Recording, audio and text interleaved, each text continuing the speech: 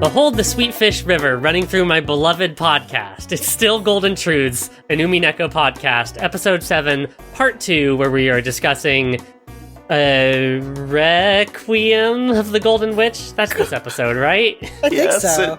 Well done. And I'm still Jennifer Booher. Joining me is still Annabelle Barsky, Caelum O'Leary Codier, Isabelle Valant, and Matthew Winter, who will be joining us shortly. Whenever he crawls out of his logic prison. Yeah, whenever he solves the closed room we've trapped him in, he'll be allowed to join the podcast.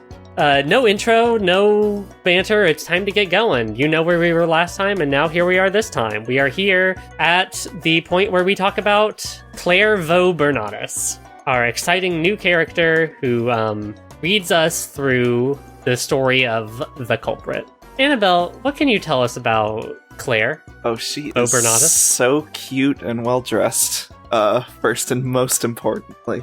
Oh, Claire. This is God. the What image a of a witch. remarkable character. Claire is like the meta witch character who, in the game, Willard is talking to the person who is the culprit. The culprit enters the funny church game board that Willard and Berncastle are arguing in. And the culprit appears as Claire. And this is not literally the culprit, but rather Willard says, "Oh, I've granted you this form, or I've allowed you to take in this form, or you can hold this form," while we are discussing the story, while you are telling the story of why you are the culprit and what happened. This is the form you can have. So at first, it's like, oh, maybe this is just like some special witch who represents the culprit, but we find out that it is basically an OC, sort of. There will be discussion on what the culprit's internal world is like later. I know, this is the entire rest of this episode. There's a lot to be said for that. Don't worry. There's a lot of nuanced and amazing discussion around that, but like just very blandly, simply put, it is a version of the culprit who was invented in the culprit's internal world, who never really existed on the outside, but in the culprit's mind's eye, Claire is the culprit, appearing as a beautiful, green-haired, like, kind of classic, sweet, Lolita witch. She shares dead-eyed, quote-unquote, doll Beatrice's expressions in terms of sprites. She speaks in sort of a flat affect dramatically as a narrator. She has her refrain that she uses. She literally carries a giant book, which she sort of casts a spell from, and the spell is telling her story. I mentioned this briefly in the last episode.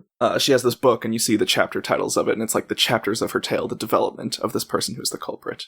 And she stands up on a stage to narrate her story, and she exists as a person both in time, contemporarily with the culprit, inside of the culprit's story of how they grew up and who they became, and also sort of on the meta game board level, as the sort of out-of-time version of the culprit. Yeah, as the culprit perceives themselves. So much to say about Claire right off the bat. Two things I want to hit on are... well, the first thing I want to talk about is, you said earlier that she has this very flat and, like, dead affect where she, like, she kind of shares that with the unalive Beatrice of episode 5, but she only has that up until she gets to the point in her own story where she becomes Beatrice for the first time, which is what the this white form is the first form that Beatrice takes after she names herself Beatrice and ascends to witchhood, quote unquote. And I think that's interesting, just how it reinforces this idea of like her being a stand-in, the Claire as her own person truly is not her own person. Her profile here that I have is that she was created by Berncastle to be a reader, of course, with being a particular position you can have in regards to like the storytelling meta of Umineko. Angie was the reader of episode 6, or else a substitute actor. Technically, she is a vessel used to personify Beato and her game. Therefore, she has no personality of her own. Like the ways that Claire herself literally is just a vector through which we experience the life of Yasu, of the culprit. Yeah. Well, actually, I think it's important that the reader is Claire and not Yasu, because she is the culprit. Like, it's not by having Claire be there instead of Yasu or Shannon or Gap or Beatrice means that the culprit is not any one of these parts, it is, oh, I am one but many. It is a amalgamation of all of them. And there's even a small line, I think Willard says, where the Claire sort of stand-in is also there to protect the identity for those who still have not solved it. Yes, that is, of course, down to the very end, Ryukishi is playing this game where he refuses to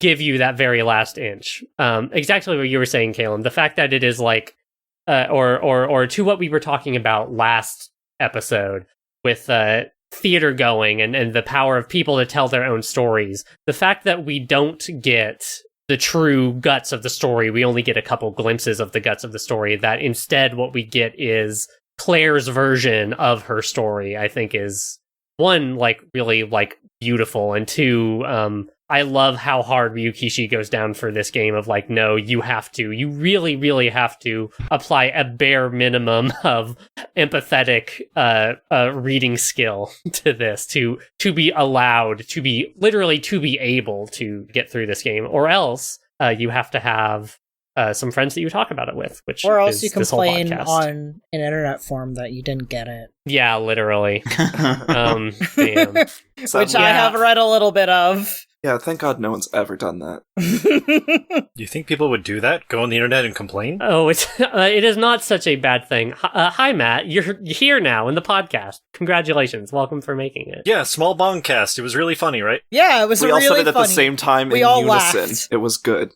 Great. For me, it's I want to just say quick. It's significant that I'm always talking about, like, oh, I love how Gap looks. I love that she has a stupid boob window down the whole side of her dress or whatever. I've been saying that this whole time. But for me, it's really significant towards the transfemininity of the culprit, which is obviously so fucking important to me. It's fucking crazy to me that that's still true. I'm still not over that.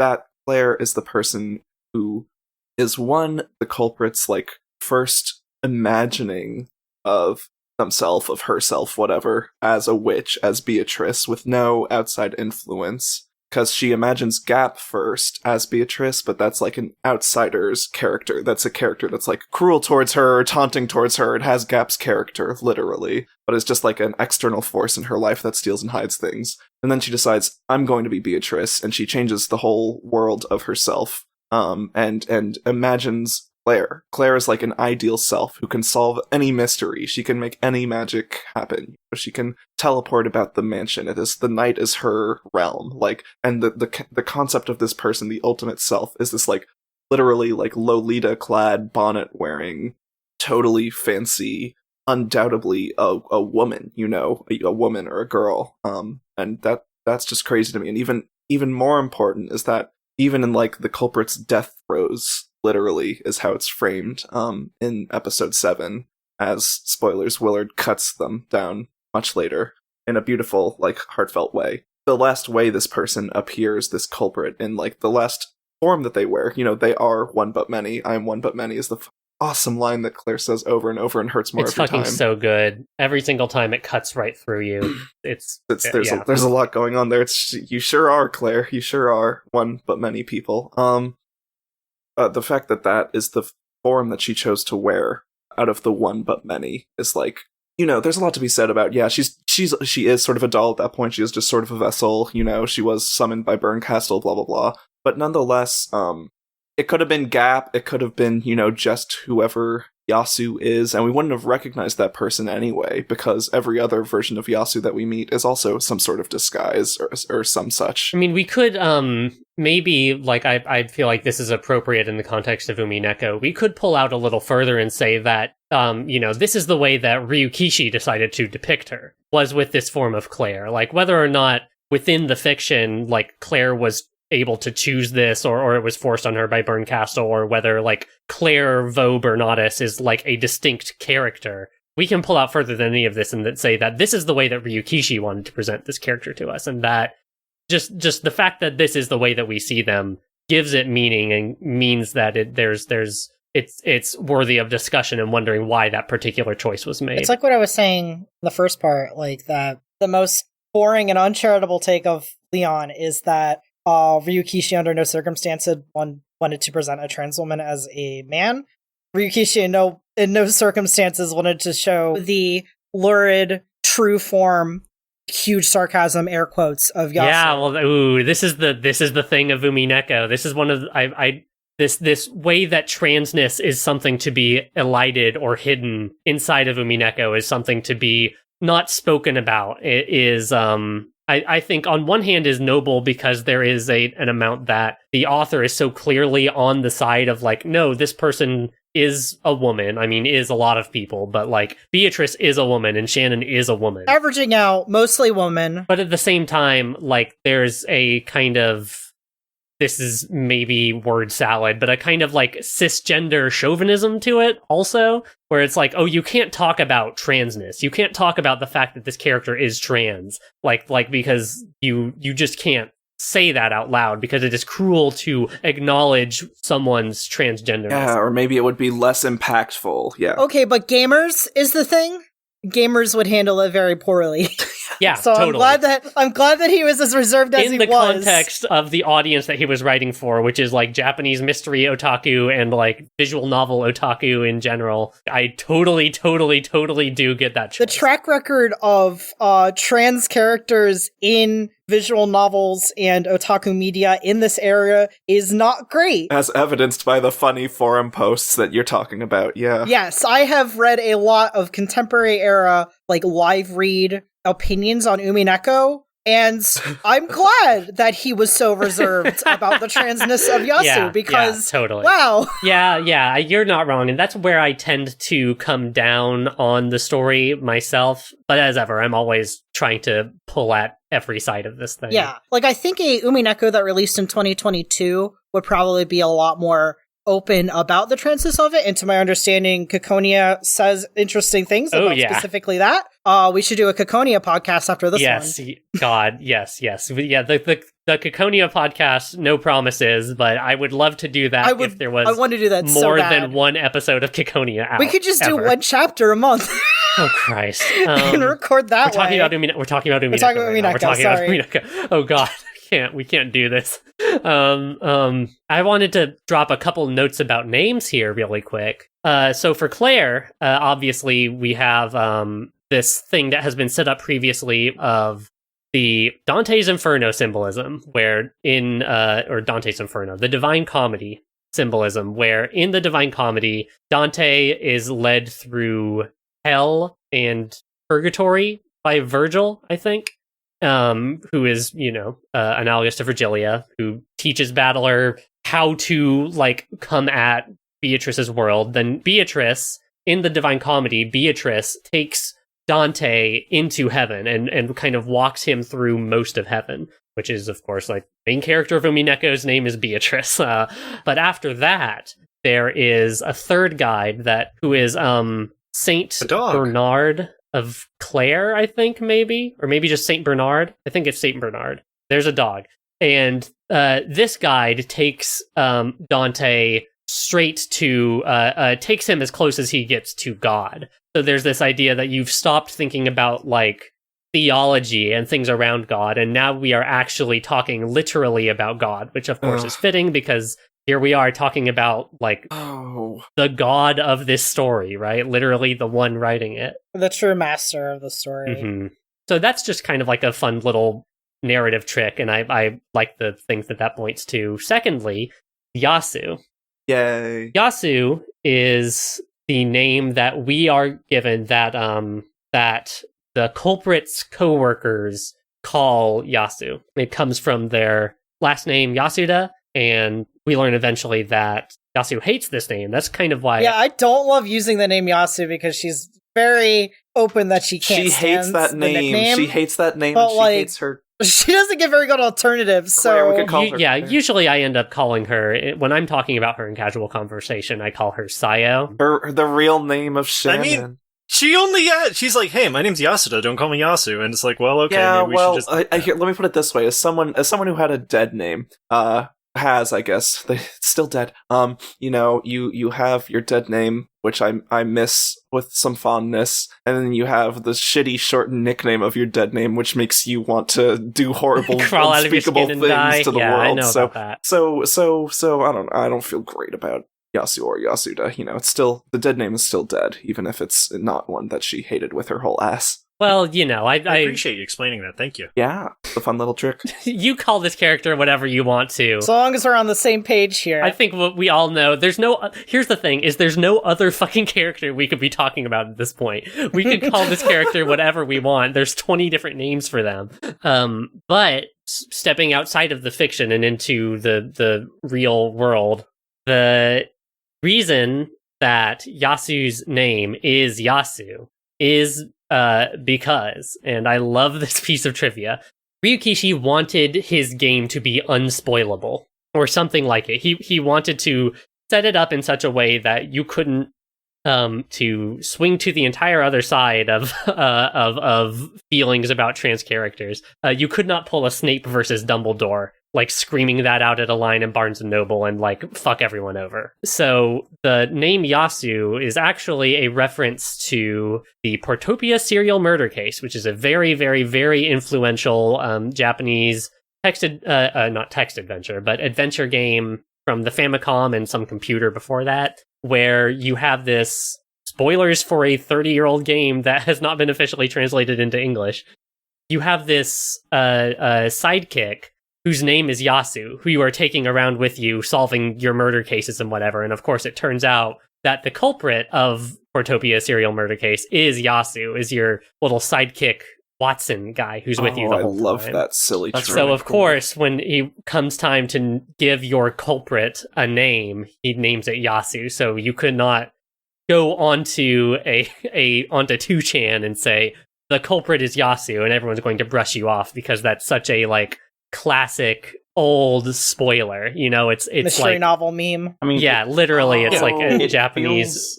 Kind of similar to the fact that, you know, the trope of the butler did it. Literally, yeah. My name is Butt Lerman. What are you talking about? I also think that, like, even in the absence of, like, the cultural context of Yasu and the Portopia serial murder case, which, by the way, is widely considered one of the foundational, like, visual novels. So the heritage from Portopia to Umineko. Yeah, the thing that's called a visual novel multifaceted here. Yeah. Yeah, but also the culprit is Beatrice. So Yes, God, that's what I love about this spoil- fucking game. It is Beatrice. The actual it sure is. textual Was right. She was there. She to told who him. killed everyone is Beatrice. I gave you all the clues, detective. I told you that I did it. The fact that at any point Beatrice could have said to Battler in red, the culprit of this game is Beatrice, and blown his ass up is amazing to me.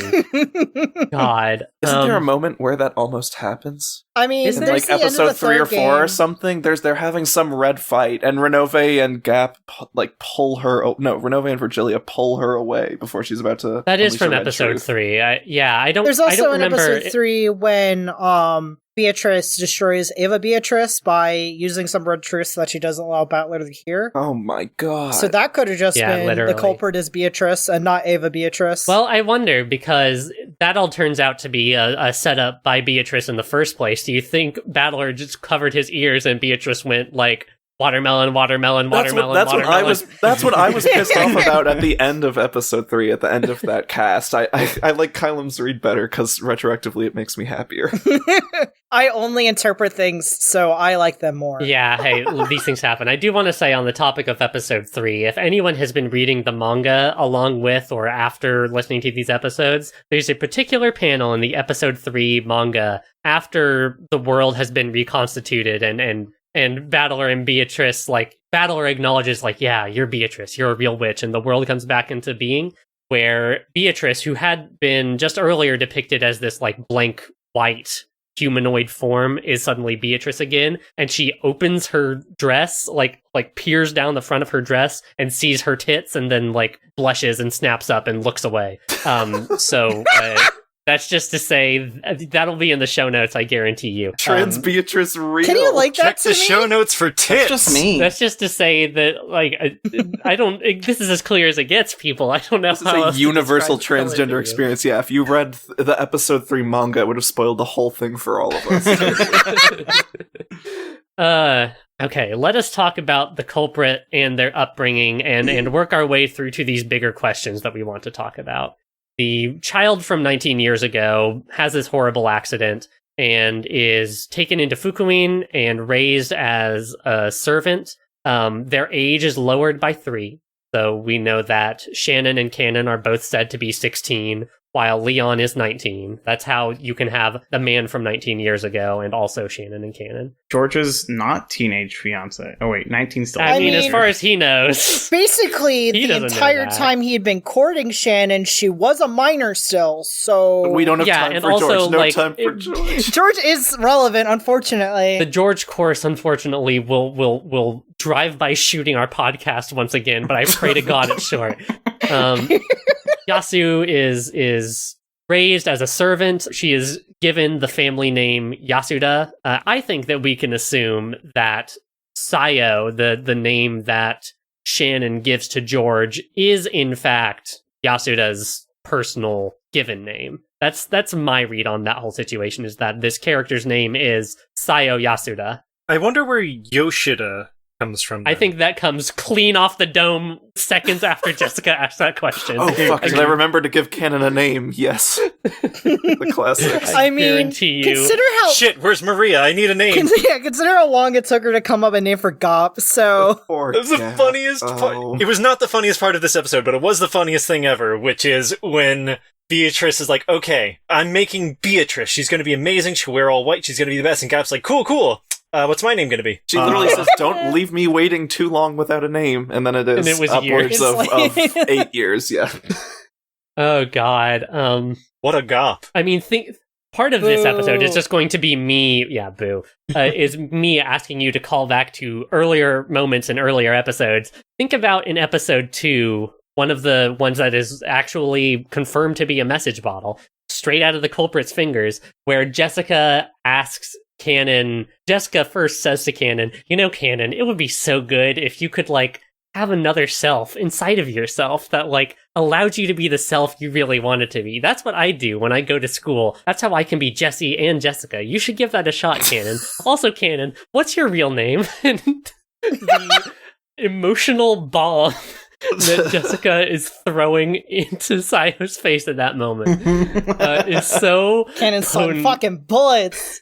And then to be asked, okay, furniture and ducks. Okay, this furniture, this dysphoria self you've given yourself dominion over. Did you remember to give them a name? And the answer was, I think, fuck no. I did not think to give Cannon a name. I got 20 people running around up here. You gotta give me a break. Listen, it's very hard to keep track of all these people.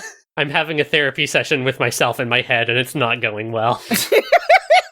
We learn that Sayo Yasu has all of these coworkers who happen to look suspiciously like the stakes that we meet later, whose names are Lunon and Lenon and Sanon, like Lucifer, Leviathan, and Satan. Favorite fucking thing. I cannot believe that Lunon was short for Lucifer now the entire goddamn time. I really like the idea of you choosing the coworker that you hated the most and going, you're Lucifer. I love the idea of, I need to have minions. Well, obviously it's going to be my evil coworkers that I hate, and also I'm putting frills on every single one of their crotches. I will give them an outfit so revealing. Beatrice, God bless you. This is the power of a 19-year-old. There's definitely something going on converting your mental image of your coworkers that you hate into 7 subservient, very sexy stakes. Literally. Kill for you. It's literally we don't have time for that. The novel doesn't even have space in it to think about the implications of that. It's just too much. Given everything. Good for her, I say. When you're young and creative, why not? Not that creative. They're almost identical. I think it is a good handling of being a visual novel where you can simply plop the sprite down and it says everything you need to know. Totally. It's the power of that kind of visual medium where you just get to have that be true and you don't need to be you just need to show Lunon and she looks like you, Lucifer, and you say literally nothing else. Literally. The reader gets it. Something that I want to draw attention to is that the only male member of Fukuin House is Cannon. Teehee. Fucked up. Wait, what? Come again? The only male member of Fukuin House is Cannon. The only male member. Yeah, I guess so, huh? I guess I didn't even think about that. We literally do not see another male servant from Fukuin House that whole time. There isn't one. Hold on. Huh. Is Fukuin ever explained? Beyond, I know they say it's an orphanage that they, Kinzo is bankrolling. It's literally a Christian orphanage, yeah, and it's like but this was one of the early things I was hung up on. Is like, who is running this and for what purpose and why, and like why does it have this special connection? I guess, like, is it literally just for, free child labor? Well, I guess it's not free; they are getting paid. But like, is there something? It's a tax write-off, baby. It's just like how any other multimillionaire has a foundation that they money launder in. Whatever. Yeah, this is some Ronald McDonald. I had this early shit. theory. It was like connected to like Kinzo searching for the reborn child of Beatrice. Well, or something I mean, you weren't like wrong. I know. I wound up being right in a weird wraparound way, but I was that was similar to my theory that ended up being right. Izzy, we don't have time for that. Izzy, we don't have time for that. Mine. Oh god. Yes. Thank you, Izzy. My read on that situation is that Kinzo already had this orphanage thing going because he had there must have been servants at Rakenjima already, and maybe and Genji was the one who made the connection of like, oh, if I put this kid in through Fukuin, then I can bring them back around and Kinzo can have his funny recapitulation moment. But I don't think that given what we know that Kinzo was so into the occult, that's probably something that at least passed his mind once or twice. And I think. I feel like I don't remember if it's stated outright, but I feel like it can be pretty well implied that doing that is something that you could point to as something that is for the public good.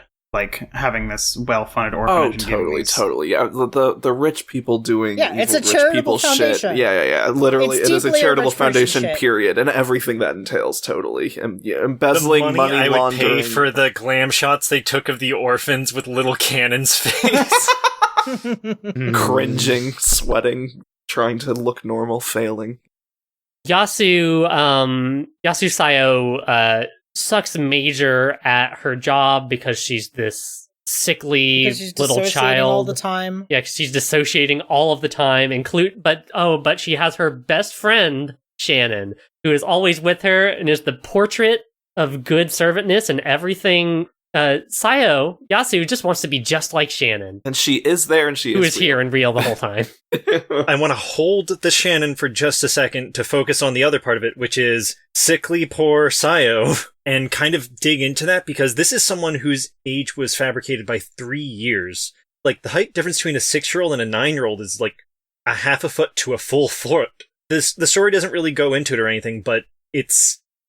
Man, Sayo got fucked up by that fall. Yeah, getting your nard smashed and not having any kind of replacement form of hormones can literally not having any sex hormones, but also probably she probably wasn't getting any. I think to what you're saying, Matt, we can probably also assume that if Genji was able to pass this off without a hitch, there was probably a lot of extenuating factors from that. It's a wonder that Shannon and Cannon are able to function as well as they do in 1986, given everything that we learn about Yasu in the early days. Yeah. Anyway, Shannon, Matt, can you share with the class what you thought about Shannon? Yeah. I hate you for doing this to me. We just need one final performance. We need to go out on a bang. Oh, it'll happen again. Don't worry. So. Shannon is another person from the Fukuin house, really good at their job, always encouraging and everything. And I was like, man, I'm really glad that Sayo has one person in her life that they can really It's so nice that Sayo was the only person who got a 2-person room, despite every single other person only getting a 1-person room. So it's also weird that she mentioned that it was a 1-person room, but she's roommates with Shannon, so don't know what's going on with that. Isn't it great how often super weird other people respond to Shannon when she speaks? What if Shannon's the person who gets pushed down the stairs by Beatrice, and Yasu has guilt about that because Yasu is Beatrice, and Matt, this character has really thrown you for a loop this whole thing. You just can't get a grip on Shannon. I was the first fucking person to be like, oh yeah, Shannon's Beatrice. Easy, you done. did say that. You literally did say that in the funny. Yeah, but I didn't think it through. You didn't know why at all. Yeah, you just threw a dart. No. I knew bullseye, why. I said it then and there, and I will not let you disparage me, I said, oh yeah, it's obviously Shannon. And the reason is because Battler, long time ago, said some sweet nothings into her ear. And I said all that, and you all went, okay. You did. You crushed it. I remember that. I wanted to bring that up. You got it in one. I DM'd Jen at some point being like, Matt is going to be so fucking validated by this episode. Let me spin you a little Umineko word puzzle. Is Shannon the culprit of Umineko? No, Beatrice is. I didn't say Shannon's the culprit. I said Shannon is Beatrice. Shannon is not Beatrice. Red truth. She sure isn't. She fully forgets about Beatrice. You haven't literally seen me in separated years, from have you? Beatrice. There's a whole chapter about that. I went roller skating at a roller rink yesterday, and I had to walk home from work today because I forgot my bike. I'm not spending my energy on this when I have the duel of the century on the horizon. No, let's spend time on this. No, let's whittle you down a little bit. You were right. I'm just playing this because I do want to kind of transition into talking about the in addition to the transgenderism, the other major thing going on with Sayo in this episode, and in fact we find out in all previous episodes. In a similar way, this is maybe a question for the room, because this is a lot of stuff that I'm not fully settled on. But in a similar way to how Leon is shown to be, as implied as it could possibly be implied, to still be some kind of transgender, even in the perfect world, and the way that I think contributes to this narrative idea that this person, that Sayo Yasuda, is transgender and that like their transness is not a factor of trauma.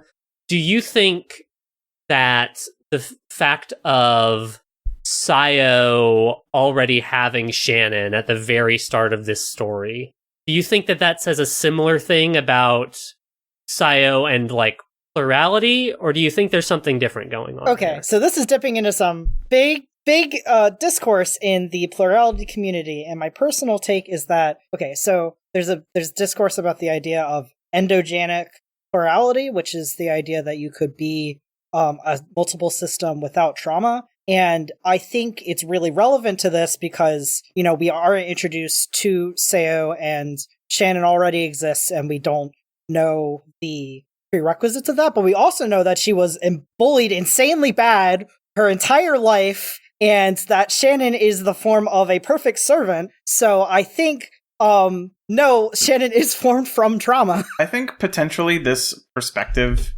I mean, they're telling the story, but it's still always the story from the perspective of the teller. Shannon existing could be a bit of like backfill, like in terms of, because like there's so many points in my life, and like there's a lot of points in my life, and I feel like this might be oversimplifying things, but where I'll be like, I realized I always thought this way, but at the time I never really was thinking that way, you know? I think the emphasis that this specific arc has on like stopping and demonstrating when Sayo actually does backfill stuff makes me think that since this isn't highlighted for Shannon, this is not the case. Okay. Yeah, and I also think that to a version of what you're saying, Izzy, I think it is important that it is who is telling this story. Is it the Yasu, the Beatrice at the end of her life? Or is it like Claire literally progressing through the stages of her life? It's all in the past tense, right? Mm-hmm. So it's not that it's like backfill, like literally like retcon, but I think it is in there is a sense of like, this is someone who is at the end of her life telling the story of her life from the end of her life. It's not to say that it like she's like lying or she's making that up. That's not what I'm saying. But I think again, Sayo is telling her own story. Claire is telling her story. Like, and this is the way that Claire wants to tell it. And there are conscious choices being made in the telling of it.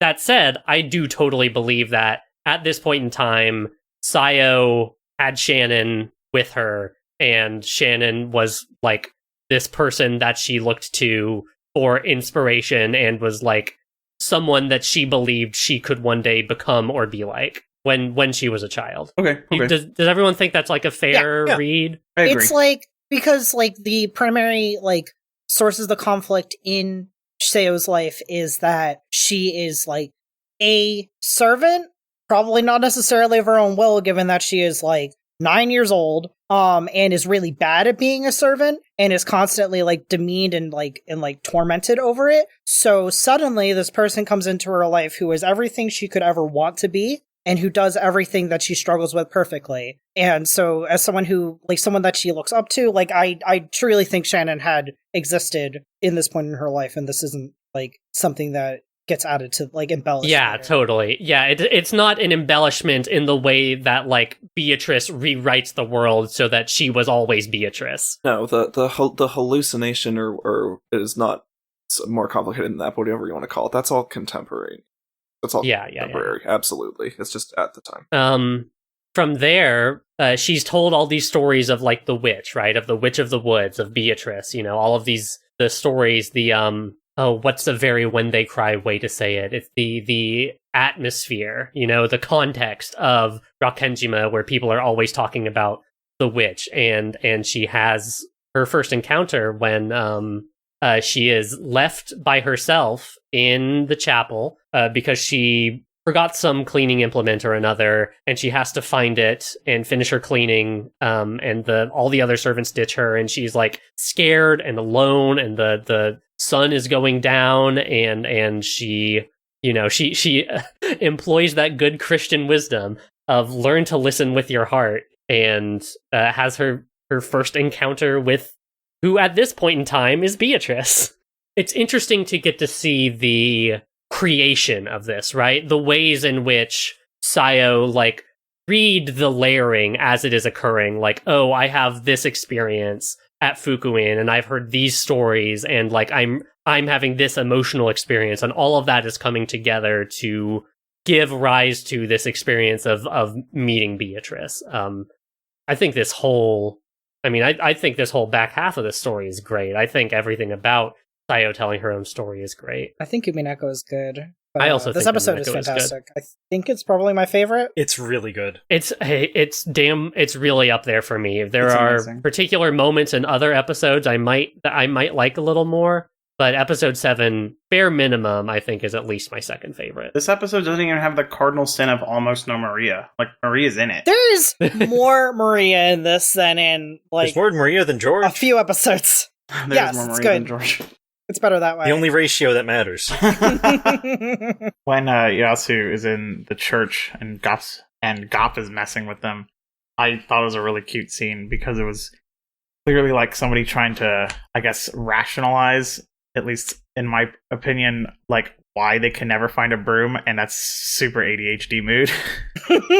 Like, I was reading that, and this is again relating to you can project whatever you want. I was like, ADHD, hardcore, I know this. I think Yasu is every the funny disease. Little trauma you can see your trauma on. That's right, your trauma. Delving way into my own personal experiences, like fucking Gop being a person who enters Yasu's life, who she, in some respects, intentionally conjures, right? Like that she, forces her vision to be out of her body, so she is seeing the scene outside herself, and only then does she see the person that becomes Gop. That she, intentioned conjures this person who is antagonistic to her and is a being of great power, someone who could take revenge on all the people that have hurt her, but simply chooses not to because Yasu does not want her to.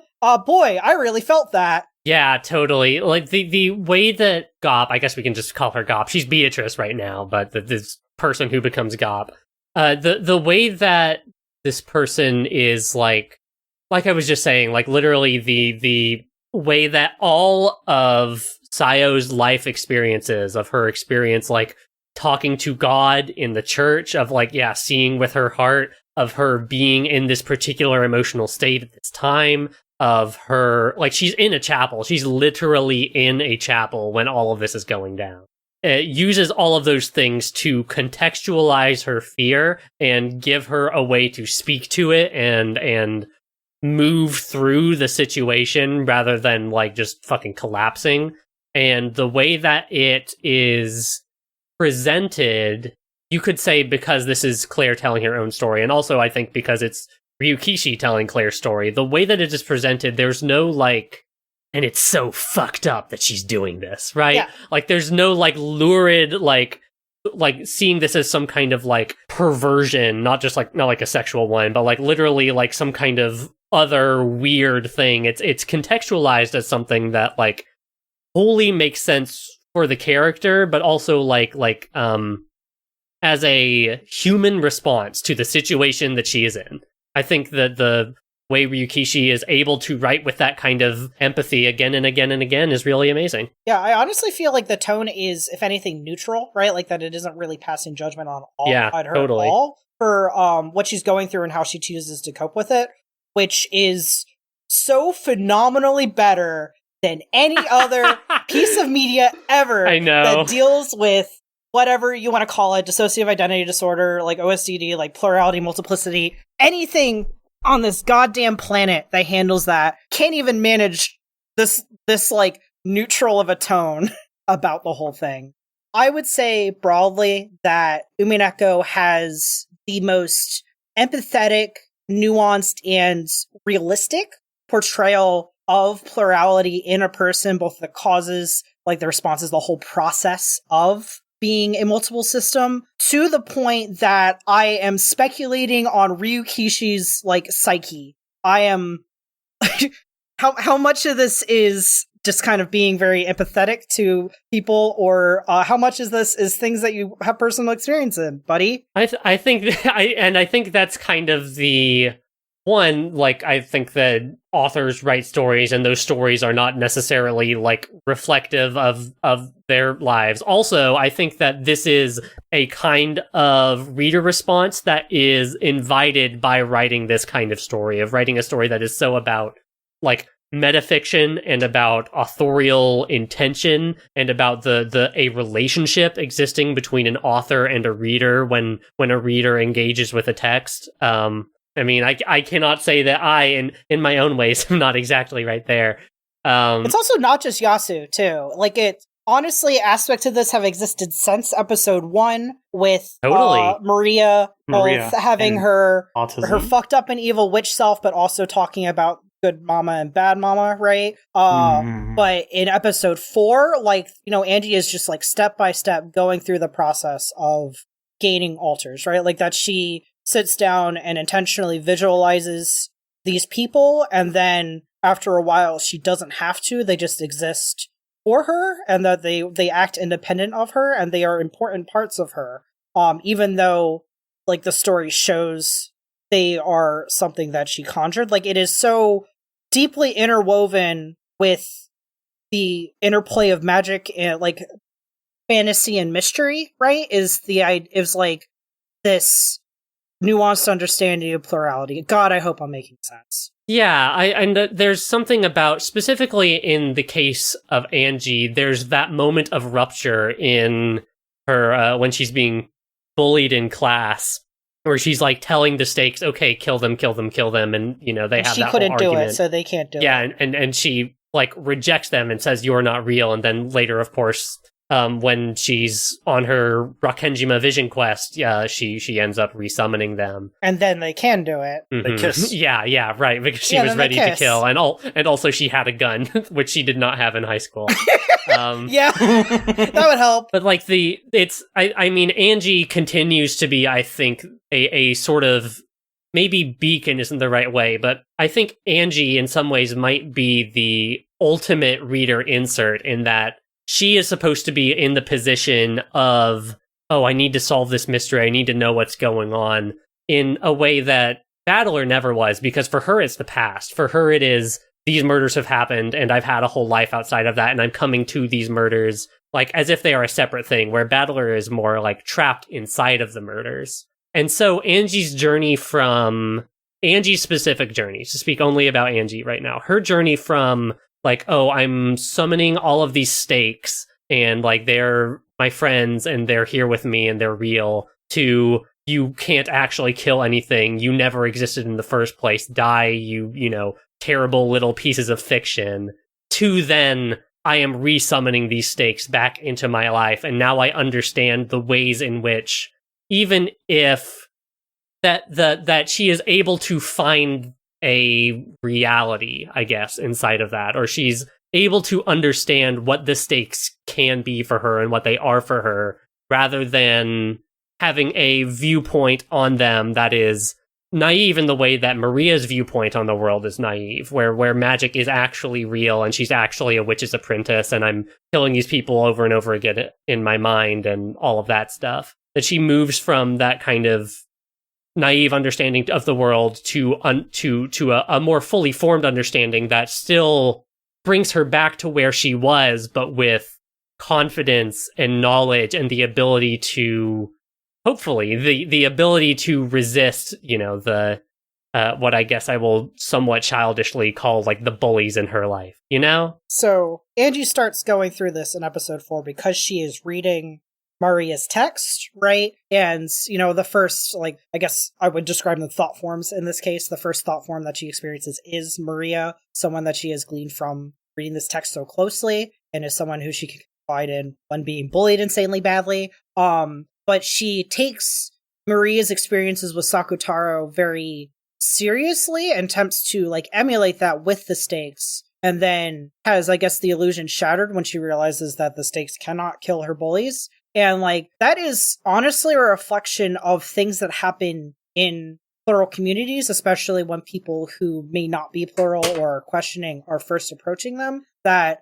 there's something that I could really truly only describe as a kayfabe, that there is this unspoken understanding that there is an interplay, there is a nuance in the stated experiences of these people and also how it actually is happening. It's not unlike fantasy and mystery. Literally. It is so, I am having trouble describing how much plurality is intertwined with the themes of this novel. It has been a fullness that I have struggled to voice since I joined this podcast, essentially. But, it's really important here, so I'm talking about it. It's that, on some level you understand that what you're going through is a coping mechanism, that it is something born of trauma, born of terrible experiences that you could not bear to even remember, so you have someone else handle it. But also that at the same time, the people inside you are real, and that these truths that seem to be contradictory aren't. That they are things that coexist despite appearing to be at odds. That is so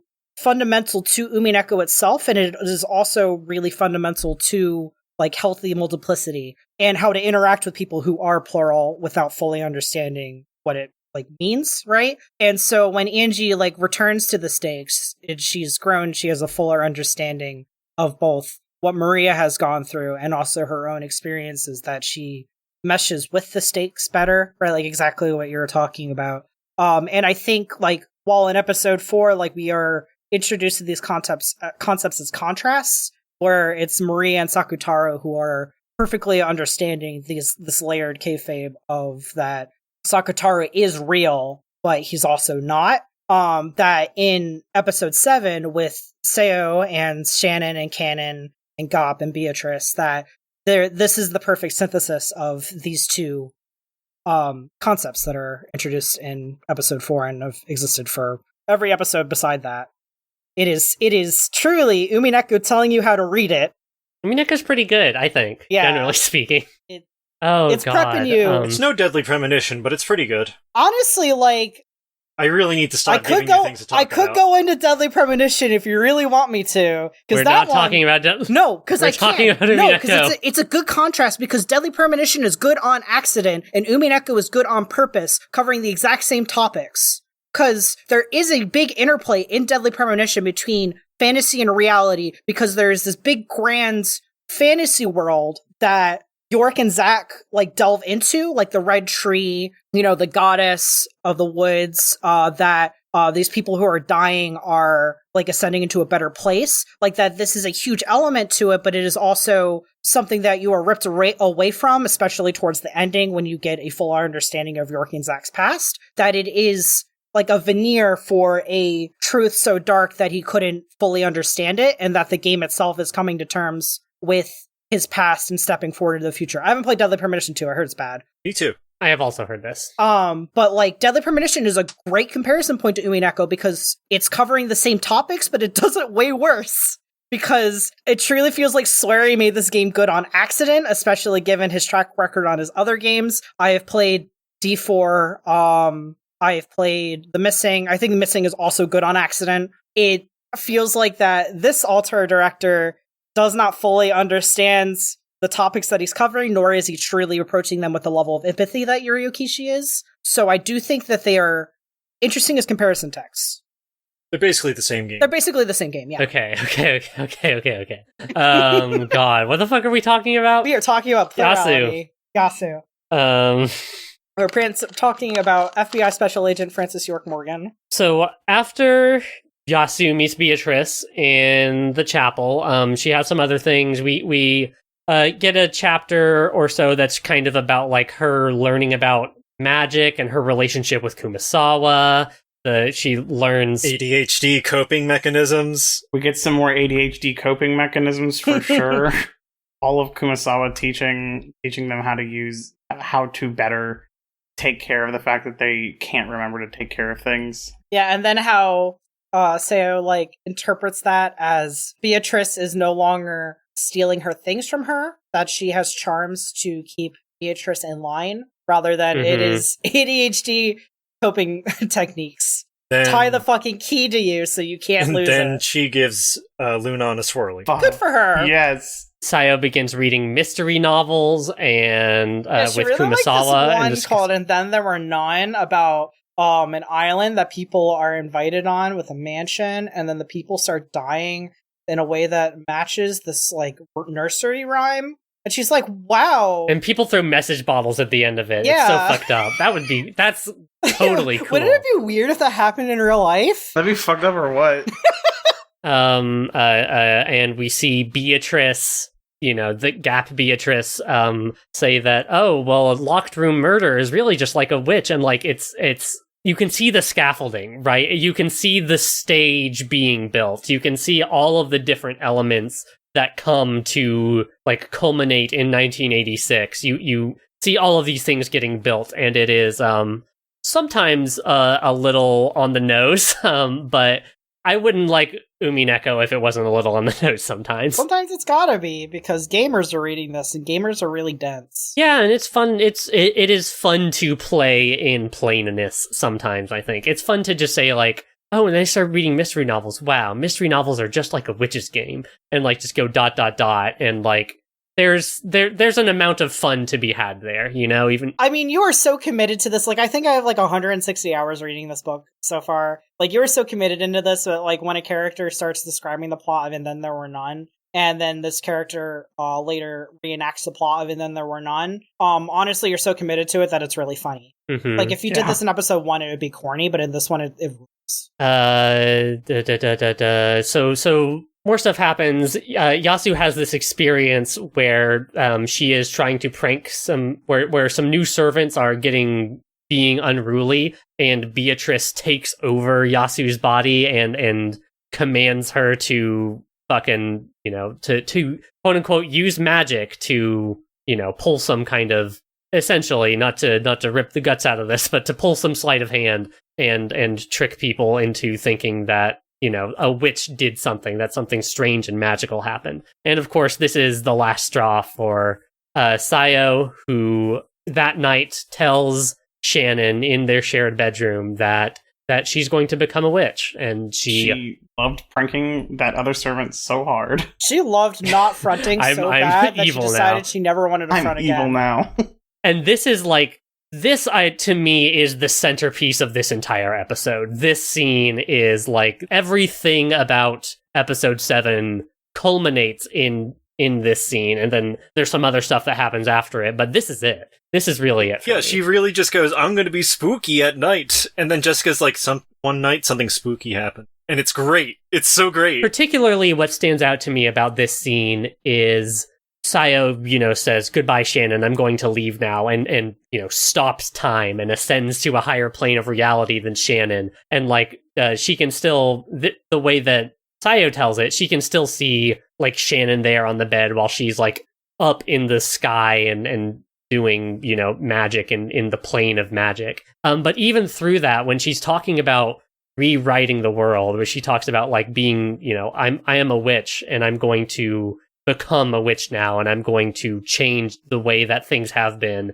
even inside of that telling of that story that she's telling to herself, there are still moments that break through that, I think, a little bit. Particularly, there's the moment where she talks about mirrors, where she says, what's the exact thing, right? Insanely dysphoric voice. I'm going to make my weakness mirrors so I never look into them. Because I hate it when I look into mirrors for some reason. Yeah, she's talking to... So Beatrice is talking to the nameless Beatrice. Beatrice is talking to Gap here, and she says, if I look at a mirror, it feels as though my magical power is being sucked out, so I try to avoid it. It sounds quite entertaining. Like, this is like a rule she's inventing for herself for her witchness. And then there's an aside that it goes from being character voice to narrator voice, where she says, if I really think about it, I'll be bad with mirrors whether I make that rule or not. No matter who I want or strive to be, the only face that will ever show in a mirror is the heartlessly pathetic face and realistic face of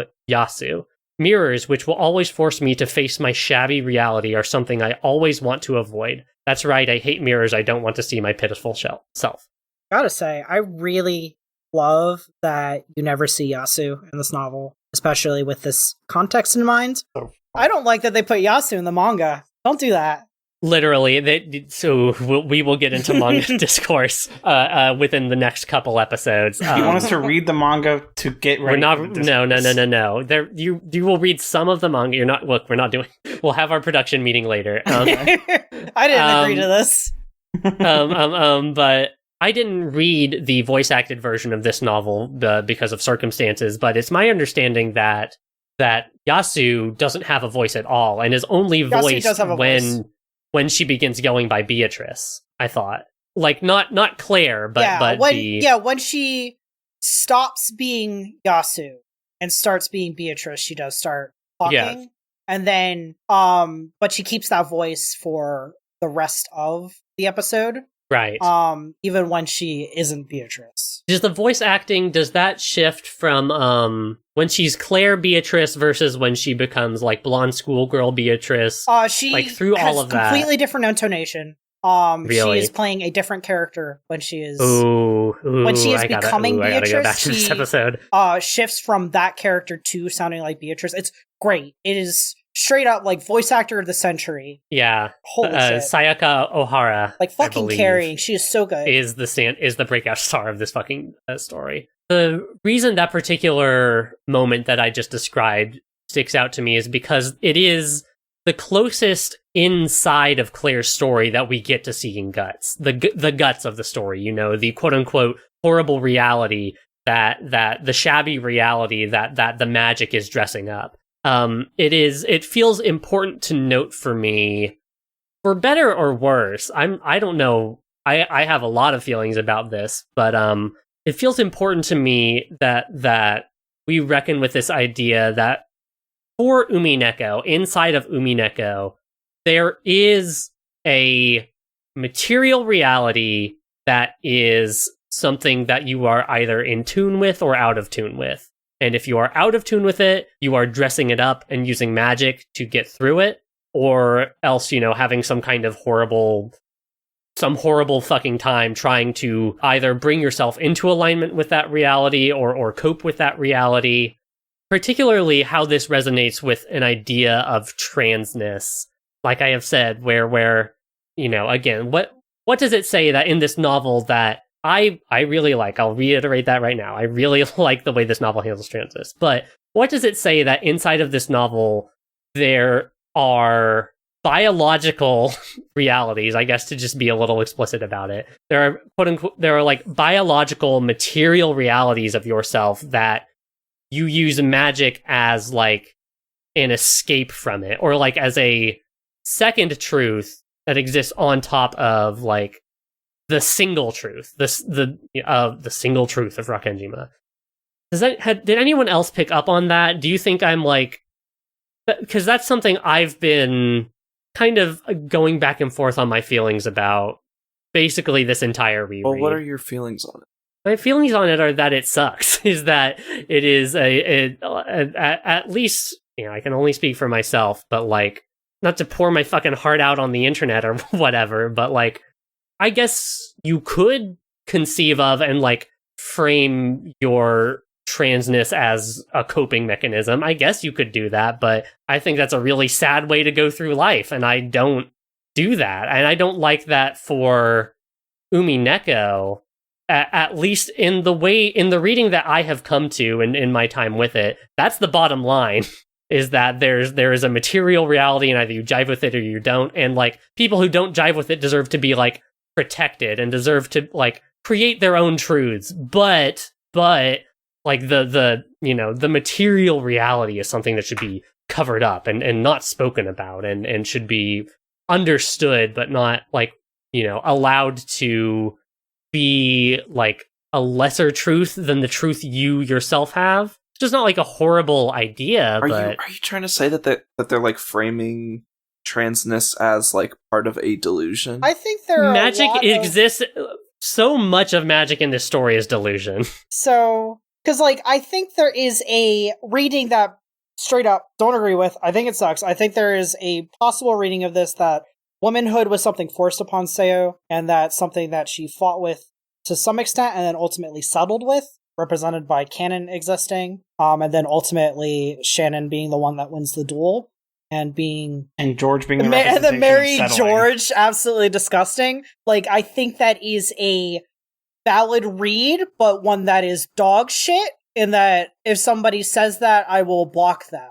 But I do think that is a way that you could read this episode. I think, personally, so obviously struggles a lot with womanhood, and that she is disgusted at her own visage, and so far as we know, could never make steps to improve her like image of herself, like a reality, and that she had to retreat to fantasy for it. But I think that, again, canon existing and then ultimately not being the one who wins the duel means that at some point she intentionally chose womanhood. I wonder at what point, Jen, for you, does Sayo, the culprit, whatever's love of themself as a woman or desire to be a woman, like, fall apart for you, or really, really, like, cement itself as being sold by the narrative as a coping mechanism? Because I totally don't see it that way at any point. I'm curious where it hits like that. It's not that it's a coping mechanism. It is true, but it is a subordinate reality. It is a reality that is created among people rather than a real material reality where she is a man. Because, like, Umineko, one of its big themes is, like, reality versus truth. And a lot of times, maybe this is just maybe reader to reader, but it also tends to treat a lot of characters as reality being the truest truth. Like, what actually is what matters. And that's not what that's like. Okay, that's that is totally an Erica not the moment. angle. That is that's a totally Erica not the type angle. Erica type beat over here. The whole that's thing what I'm saying. Of this episode is that Willard approaches every character with love and looks for their truth rather than the objective reality. Yeah. Right, but wait, think about that. Think about the concept of objective reality and the kinds of concepts that are included in objective reality in this story. I see. I catch on what you are saying, Jen. It is even if it is viewed through the lens of that Umineko is taking of it is it's a very fine-grained kind of thing I'm talking about here. Yes, I understand. So if we understand that the best version of Umineko is you can view things with love, is what Willard says. Don't neglect the heart. But the heart is different from the reality. It's important that Maria says that she's the son of Christ, or that she is Christ, and maybe she really is, and that'd be very cool. But generally the understanding is like Maria is not Jesus. Like, that we don't know Maria's father. She could be Jesus. I know she could. No, I'm really rooting for it. Trust me, on a you personal can't level, prove a devil, Maria right? is Jesus. Sorry, stick with me. So if Maria is not Jesus, then like the concept is like people will say things and it's super important and you can even respect that for them or whatever. But then like that's not necessarily quote unquote true. I hear that is what you're saying. So to say to see her as transgender with love is to mean that being transgender is not real. I don't think there's such a thing as an objective reality in a purely logic-based like application of these rules. I think that logic, but I absolutely don't think that is the viewpoint that the game is pushing, is that her gender is a subordinate function, or is a part of a fractured psyche. Yeah, isn't Lion proof enough of that? Yeah, Leon is non-binary, even in a... Right, but Leon doesn't dress anything up. Leon exists in the world of objective reality and elides certain things. Leon doesn't... It's a very fine-grained thing. I also want to defend that I want to keep going with it. It's very interesting. Novel released in 2010, taking place in 1986, written by someone who is ostensibly cisgender. Supposedly. Contemporary with Hitalia. Contemporary with Haruhi Suzumiya. I'm not trying to, damn Umineko with this. This is just, a something that's been tumbling around in my mind since I have, wrapped my head around Umineko and not let it go for the past several years. Oh, but it is a deeply complicated issue. I mean, look, most of us in this call are trans, and most of the people most of us know are trans, and we all know that's real as fuck, right? That's just that's what's happening. That goes without saying. No, none of us have to defend that. But it is, I don't know, socially for people who literally don't get it, who aren't inside of it. For including an author of a work, including an internal inside of a work, a quote unquote author who is pronouncing something out loud and trying to explain their own position, for a viewer, for the way these things are described. I don't know what does make up objective versus not objective reality. And the point is, different amounts of reading with love, I think, have different connotations to them. If a 7-year-old child or whatever says, "I'm Jesus Christ," I would believe them. That's you respond to that with a different level of "Oh, sure, honey," than someone coming to you and saying "Well, my country right now says that transgenderism isn't real," right? And all of the society that I exist in, both me, Annabelle, and fucking America, and also, Sayo in Japan at that time, says this isn't real and this is unheard of. But this is real for me, and someone says, "Oh, that is real." I think that the concept of seeing something with love, reading something with love, even Ryukishi choosing to write this without the language, I don't think you're damning them, and I'm not staging a defense, but I think the purpose of this narrative, I mean, the whole fucking culprit's tale is so deeply sympathy-inducing and empathy-inducing, God, I sure can't speak for everyone, but at no point during this tale did I get to the end and I was wow, my takeaway with this is how dare you kill all these people, and how dare you feel sickened, every step of the way was just still murder. Tragic. No. Yeah. Every step of the way. The thing is that these people deserve to die, so it's good that they died, and I love that a trans woman did it. Yeah, I mean, look, murder is murder, period. But I'm just saying, the whole time, the reading on this character is exclusive with love, with them wanting their situation to get better. And the whole way that they present their own story is not that this is a coping mechanism or a delusion of themselves, but again, this is the self that they just, apropos of nothing, just because they have to choose for themselves, because of maybe plurality, because of gender feelings and different things. And from no angle, logically, I think, does this story sell it on purpose or accidentally as something akin to a delusion of being Jesus. I want to put it this way. We are all, except for Matt, transgender. Hi. And we are all, including Matt, very online. And I'm sure this is true for me, and I'm sure it's true for many of you other people. There were ports in our life where we were able to express our gender and the fullness of our identities online in a way that we could never do in our offline material reality. Correct. Right? And and I wouldn't consider being online and being more transgender online than I am offline to be a delusion or a coping mechanism. Just replace online with magic, and that's Umineko. I think the same goes for how they sell love as the form of magic, even outside of how it is then used, the concept of without love it cannot be seen, how that is applied. The statement itself, that love is the element of magic. How do you pin down something as nebulous as love? Is it a delusion? Is Sayo delusional for loving this battler person? Is Shannon delusional for loving George, etc. I know, but it's not about the like what happened there, but like is that feeling of love in any of these moments, is that a delusion too, just because that's at the center of magic? And the answer this whole series gives is no.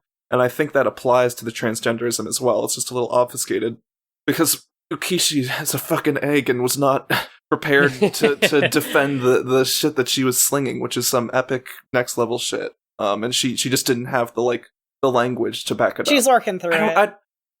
Very last thing I'll literally say, posting through it. Literally posting through it. Good for her. You know, that's how we all worked through it in our egg phases, I think, mostly. Oh, so God. good for her. Good for her. I was saying this about something else. I think the writing and the handling of like the absolute tapestry of narrative threads and logical devices that are employed in the series in episode 7 falls a little flat for me. I said this. It was about the stupid. It was about Kinzo, which we can't get into that again. We already did that. But like, I think the handling of these things with that much nuance falls apart a little. But I think the message still comes through correctly, which is what I said back then too. I want to talk about Swery again. Oh my gosh. Okay. Can we save it for a bonus episode? No, hold on. Oh, Christ. Okay, but it's like the idea of like handling these really big ideas that you don't have a full understanding of, but you're like, obviously you have a level of empathy and care for these subjects that even though, boy, sometimes they don't stick the landing, like you can see that, you know, there was heart there, like that it was approached with love. Yeah, that is called Kikonia no Naku Koroni. I want to read Kikonia! Where's Kikonia Truths? Kikonia podcast for... Oh, you don't?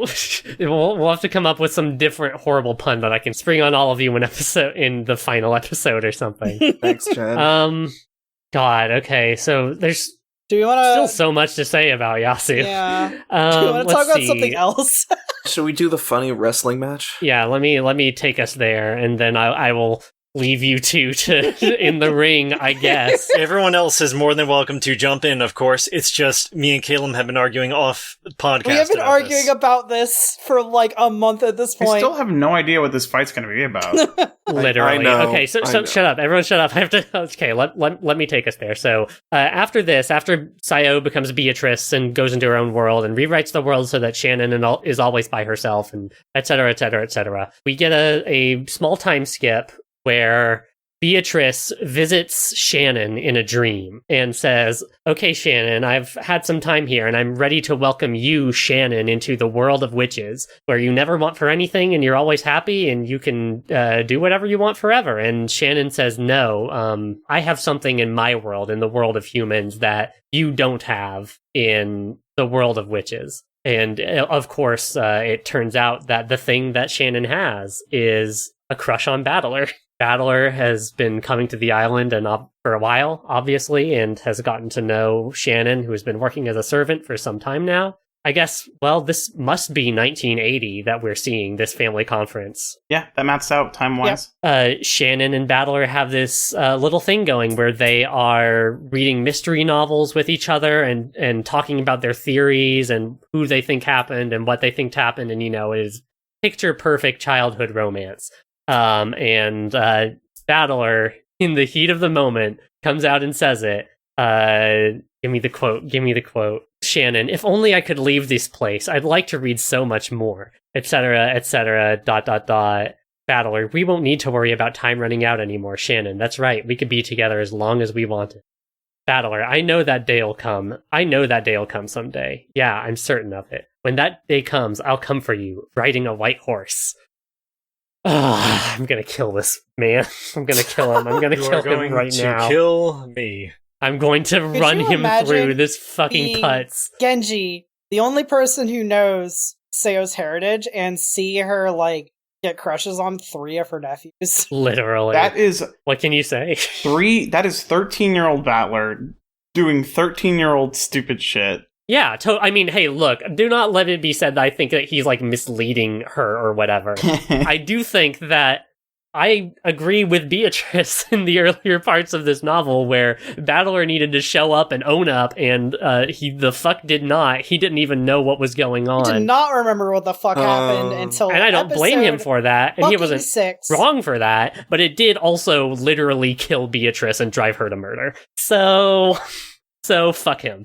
I'm on Beatrice's side on this one. Obviously. We're all on Beatrice's side. Are we? Yes. Oh my god. We are all on Beatrice's side. You're right. You're so right, Matt. You know, Beatrice, that hysterical fucking woman, she just needed to calm down and think about things a little rationally. You're so fucking right. I've said all of 2 words, and already the blowback. But I'm standing... No, please, Okay, Madeline, Matt, please. Let's let it begin. Before we started recording the last episode, there was a bit where Caelum and I were talking about the first time we met. And I was like, oh yeah, wasn't that at New York Comic Con? And Caelum went, no, that was PAX. And then Caelum mentioned that I thought that I originally met them on the Ventrilo server, which they were never a part of, ever. Which is incredible. And then Izzy was like, oh yeah, I remember meeting you, Matt, in Team Fortress 2. And I was like, what? I thought, what? And you're like, yeah, I was a fan of your voice work. And I was like, all right. And these were huge, important events with people who mean the world to me now. And not for a second am I able to hold that in my head. The reality of these people are amazing and wonderful and great friends to me, that is true. But I lose the minute to minute so often. And this is all coming out in defense of Battler, as I'm going to project on him like you've never seen me do before. Matt, if you told me you were going to rescue me from my abusive situation and then we could move out together, and then you didn't come back the next year, and you didn't come back the next 5 years, and when you did come back, you completely fucking forgot about and it. You wrote I would letters also to kill everyone you and else everyone except you know. me. Caelum, that's not the situation. The situation would be we met up at PAX East and I said, okay, see you next year, and then I can't come for 5 years. I'm going to say that the stakes are a little bit higher for Shannon. What Matthew Battler Winter said. in an Those act are the stakes of on desperation. Shannon's side, but Battler's just like, yeah. And I truly do think that yes. if Shannon had said yes, then yeah, he would have scooped her off that island, no problem. But here's the other thing, is that for 6 goddamn years, Shannon was too scared to do anything. She kept her going, my victim-blaming ass resolve, I'm so motherfucker. resolved. No way. Oh my god. Hey, can I read you a couple things? You have to let me finish saying my goddamn sentence. Ugh. Okay, you say whatever wrong thing you want. Yeah, you can keep digging your grave here, buddy. Go, please. Look. Shannon says, hey, I'm not, nah, I don't want to decide that right now. And Battler's like, okay, I'm not going to push you. That sounds a lot like a no to me, because that's what it sounds like to me. If the answer is yes, he says, I will come back in a year, and you can give me an answer then. No, he says on that day, when you are ready, I will come back on a white horse. But she's not ready right now. Yeah, Shannon he doesn't come back. Shannon says, this is a direct I'm sorry his mom fucking died. This is a direct quote from the novel. His mom literally died. I have Shannon here to speak on my... Yes. I'm sorry, Shannon didn't send a sorry your mom died letter. Hold on, pause, time out. I have 1 moment. Shannon here to speak on my behalf. This is the thing, is that, like, it doesn't matter that, like, Battler wasn't malicious about it. No, that's not I was the point. Gonna say, as someone who has been both Battler and also like Shannon on both sides of this, like it's still wrong. Sorry about that. Right? So it's like, yeah, Battler. Can I please read my Shannon quote? Sure. How dare you? Please, I've been dying to read the Shannon quote. Sorry, I just have to interject read into your fucking quote already. Okay, I'm sorry to interject myself into your blood feud you're having right now, but I just want to ground us a little bit in the actual text of the novel. This is a thing that Shannon says herself. Shannon asks for more time. Battler says, yes, I'll give you time. Battler says, you have all the time in the world. Shannon says, no, I'd feel bad if I kept you waiting too long. So I've prepared myself. No, I should say that I will prepare myself. I'm not going to quit my job right now. Yes, 1 year. I'll do it in 1 year. 1 year from right here, I'd like to make my decision. That's not a later. That's itself. The ability to set a deadline for yourself is itself resolve. Is it resolve if she sets the deadline and then a year and a day later she's still there? But You're right. She should have just given up she on should him. have Fuck just that moved boy. out. Sorry for her. No, It's I don't think her that's fault what Matt's for being saying. in love. In that The situation, fucking island. she Matt's can't. saying that in a year, Shannon said that she was going to quit. And so Matt's saying that if she truly had resolved, she would have quit and gone looking for him or something. But she, like, discusses to herself about that. But also, like, Shannon is a 14-year-old who has spent basically her entire life either on this island and her entire life period in an orphanage where she wasn't able to make many meaningful choices, if any meaningful choices about any part of her life at all, to just be like, well, she should have just quit and moved out. Like, one, I don't think 14-year-olds can really do that. And two, Literally. like, it is a 11-year-olds in her case. 11-year-olds legally, but 14-year-olds chronologically, to just be like, well, why didn't she quit and move out? Like, she didn't have the resources to do so. And, like, honestly, realistically, she wouldn't have the resources to do so if Battler agreed. If Battler came. That's the other thing about all of this, is it's What are you guys childhood talking melodrama. about? She has 11 years of a full salary she hasn't spent a penny It of. doesn't- She has hundreds of thousands of dollars. Matthew, if we're I don't talking, think hold on, anything if we're like talking that. pure logistics, this is my favorite part of any argument. Let me hit you with the fucking facts. I'm really own a good at house. handling logistics. Go ahead. I own a house.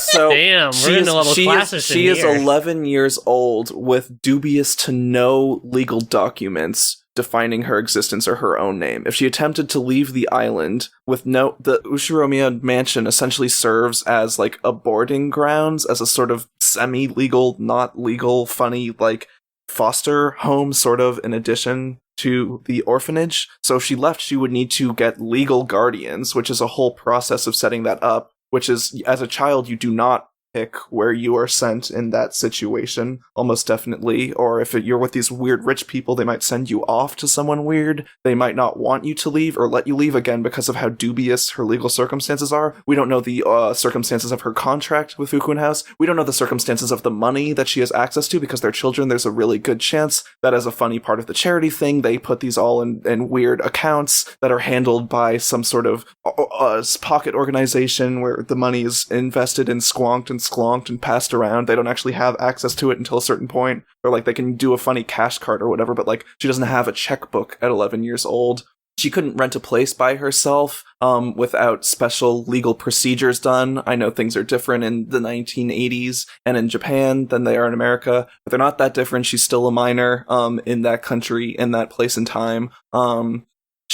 Furthermore, she doesn't know anything about the outside world. Anything. When she goes to school, she doesn't have a single friend. She has never been to like a malt shop right off of Rokanjima. She doesn't know anything. She doesn't know anything about the whole world. And I'm glad that this came up, because I was thinking about this in terms of the argument of, why did you have to kill everybody when the funny reveal happens and Kinzo does his horrible death thing and she freaks out and she says, I don't want to be the inheritor. Why didn't she just pick up the task of inheriting, why not? What if, why not have just picked up the burden of being the heir to the Oshiramiya family? She had the servants as backup. Even if, and this is a big if everybody on that whole island and that whole family somehow miraculously accepted her and didn't do rich people bullshit to reject her, she does not have the know-how to run an estate. She does not have the training or understanding of these affairs to manage money, to organize meetings, to be aware of what her holdings are and what they mean. She does not know, she doesn't have ambitions of what to do with this. She doesn't have relations with these people or relations with anyone in the world, because again, her whole worldview has been, I am a nobody, non-existent, stuck in my daydreams and my other selves type of person who studies fantasy stories and mysteries and dreams of romance, but she has no concept of the world. She couldn't just leave. Just because someone technically has money and technically any human can do anything, it doesn't work like that. Any human cannot make any choice that they want, and that is the crux of this whole mystery. That is the crux of this whole culprit telling being revealed. is that not anyone can make any choice what they want. Even beyond the surface level of every decision that Sayo ever had in her life being predetermined for her, short of becoming a cute, like, Lolita girl or whatever, and a funny titty witch in Gap and Claire and Beatrice and all that. Outside of that, every choice being made for her, besides that, she does not get a world. That is the whole point. Because of the horrible ways that rich people work, because of the evil, incestuous, raping nature of rich people and the ways that they live, because of the way that the lower class, that people in a fucking shitty child labor maid setup are preyed upon, she doesn't have access to any of that. So she couldn't have. She couldn't have left. She couldn't have taken a different path and, not lost her mind and accepted the burden of being the heir. It just doesn't work that way because her whole life was rigged against her. That's the point. I understand that, but I'm going to try to counter as many. No, Caelum. No, I want to.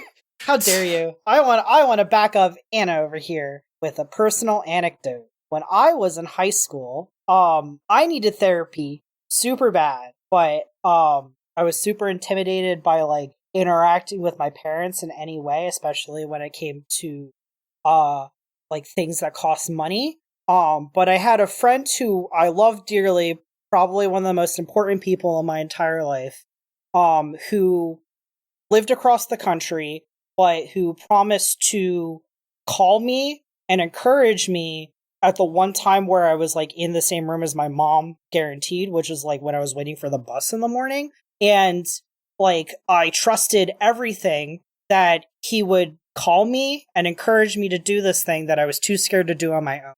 And he did. And I did ask my mom because he encouraged me to. And I probably would straight up not fucking be here if this one person didn't do this one thing that allowed me to do something that, yeah, I theoretically could have done on my own, but I didn't have the power to do by myself. And that's what Battler meant to Shannon. I understand that. I have to stretch my arm back pretty far to start countering things that Anna said, so give these blue truths a second. Don't. Oh, please. Okay, well, we only have so much time in this podcast, so choose your words wisely. Here. Bonus episode, Deconstruction of the Witch's Illusion. Come listen to that one that I'm going to host. Oh, Christ. Okay. So I was instructed by my wife that I'm being far too loud. So so that's why I sound like I have a cold fury now. So just bear with me there. It's working for you. You're working it. It's the blue cold truth of the blue truths. Anyway, we do know a lot of the logistics and how they work. One other thing I wanted to bring up before I forget it is just because you don't know how to manage money doesn't mean you can't be head of the estate. Kraus exists, but continuing on from there. Oh yeah, Kraus exists. But we know how a lot of this works. People work at Yushirimiya estate for 2-3 years tops, and they make enough money that they can go start their life, basically. They can find a job that they actually want to be in, and they make so much money working there that they can do that. Shannon has been working there for 11 solid years. Obviously, she has money put away for her, which is great. Counterpoint. And you can't counter my points when I'm not done my fucking novel! One thing at a time, one thing at a time. I didn't interrupt you. I didn't interrupt Anna. You have to give me that dignity. Okay. You can go. Sorry. Play nice, kids. My train of thoughts completely derailed. I've won. Yeah, the trick of the witch. You were something. Saying they save up a lot of money, and then everyone else goes off and does their own thing. Yes, so they obviously have access to that money. It's not put in holding companies and everything. I can shoot that down pretty easily, that they have access to the money when they leave. The biggest problem, which you did correctly point out, is that she is a minor. But even then, you kept saying 14, she would have been, I think, 15 at that time. Battler being 12, her being 15. So sure, and that's still closer to 16, which is the minimum amount needed in at least America to have some sort of control over your life. So even then, hey, you wait a year till you're 16, and then on that day, congrats, you officially can do whatever it is to take control of your life. I understand that Battler was the firing pin for Sayo, but straight up, it takes two people to say yes. Battler said yes. Sayo did not ever say yes to Battler. Ever. Not through a letter, not through a phone call, not through anything. And I get that, I'm sure Jen is thinking, Sayo's not allowed to leave this fucking island. There's no way Genji or Kumasawa would let that happen. Kawabata would throw under a propeller before that happens. But I don't... That's such a kind and generous impression you have of me now. You're welcome. But man, it's just like, I can't come to grips with the fact that if Shannon walked up and said, I'm ready to retire now in front of Natsuhi, Kraus, and Jessica, that it wouldn't be a matter of, okay, well, let's get that all sorted out. Oh, please, sorry, go on.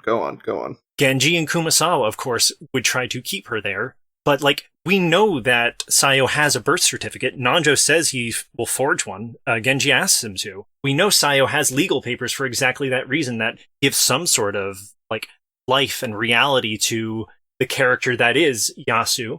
We know that that exists. And to completely deny the ability of Yasu to take any action whatsoever to uphold their side of it, when Battler said yes and Sayo did not. I'm not saying Sayo's completely in the wrong. I'm saying they both fucked up. And I just want to have more empathy for Battler in this situation as well, because laying it all out on the table, my mom died, my dad remarried less than a year later as well. I met my wife before that, and I was very lucky that I was able to start the relationship before that, because I don't remember the next year of my life after that. Yeah. I didn't work. I didn't do anything. The last thing on my mind was any sort of basically anything. And if I told someone, let's get married, and they said, essentially, no, not right now. And then, we don't know when it was, but let's assume the next fucking day, his mom died. What's gonna burn itself into his mind more? What's gonna take over his life and make him try to rebuild his whole self around that? Because he has essentially no choice but to cut himself away from the family entirely. And I don't... Can I cut in for 1 second to say that is the most valid, absolutely true, and maybe only true argument you've given so far? Not like a salty, like maybe a ribbing thing, you're but that argument is approaching with love. That is by far the most important and most valid read on this. Is like, I fucking get it too, dude, and like, yeah, it is like that. But you can't come at it from the logical angle. You brought out logistics. Well, Battler. I stand by all of my stuff. I said, I'm responding to your response, especially the wrong stuff. Logistics, but in a good way. Can I say, I feel like I have a couple things. I have one thing to thread into another. The first thing is that the specter of gender hangs over all of our lives. So okay. That's a good episode title. Well done. It is so important. Remember the way that Battler is framing this when he is pitching it to her. Remember, the gendered relations that exist between these two people as a boy and a girl. And two, remember that Battler is saying, I am going to come for you. I love you. I am going to make the distance. I am going to have the force of will to come and be the active person in this relationship who is going to come for you and get you and take you away. You did say it yourself, Matt. Battler said he's going to come on a white horse or whatever. Yeah, he did present it that way. So that is the framing narrative for this entire thing. And we know, I would think that we have enough evidence, circumstantial and otherwise, to know that a particular kind of gendered experience is consciously or unconsciously, intentionally or unintentionally, very important to Sayo. So then, to say that Sayo simply lacked the force of will to leave her thing and go, setting aside all of the Genji stuff, to say that she, was not resolved enough to chase after Battler, again, keeping this strictly within the realm of the fictional tale with these two fictional people. Sayo did not lack will. Sayo was there every single year for 3 years of her life, ready to throw her fucking job away, ready to throw everything to the fucking wind to believe and follow this promise that she made with this little boy, 1, 2, 3, etc. years ago, up until Shannon literally can't take it anymore and start seeing George. I mean, Shannon's way that she fucked up in this if we want to think about culpability, I think the way that she fucked up in this is deciding to murder everyone about it. No, that was the only right opinion. No, she's ever yeah. had. What are you talking about? That was Okay. good. Hey. But like the fact that Battler did not do it maliciously, and in fact had very good reasons for like doing what he ended up doing, like consciously and unconsciously, to get all Lumineko about it, does not negate the truth that it hurt Sayo immensely, unimaginably, and it was continued to be a major factor in her making her decisions all the way through to her decision to commit 15 plus murders on October 5th, 1986. Yeah, it's like Call of Duty. She does 15 murders and then a nuke comes down. I feel literally. I feel like it's probably disingenuous to try and pin, and I don't feel like any of us are trying to explicitly do this, but try to pin the fault of all of it onto one of the two individuals. But it would be also disingenuous to say that there's not fault to be had on both ends as well. It's definitely I just don't. Okay, thing. Could someone please describe to me what Sayo did wrong in terms of the romance, in terms of falling in love with someone? My fault that I'm referring to is the murder. No, that was good actually. She did nothing wrong. Okay, yes, we've all made the fun murders good joke, but that's the fault. Shannon is an absolutely piss poor, abysmal communicator. Is like, to bring it back to my miserable history one more time, it's like, when my mom passed, I had a lot of people promise, I'll keep in touch with you, I'll check in with you, make sure you're doing okay, and only one person did. And if nobody else did, then I would have even less that I cared about with anyone. Like, I get that. I really deeply do. And this is coming from the most personal place that I have.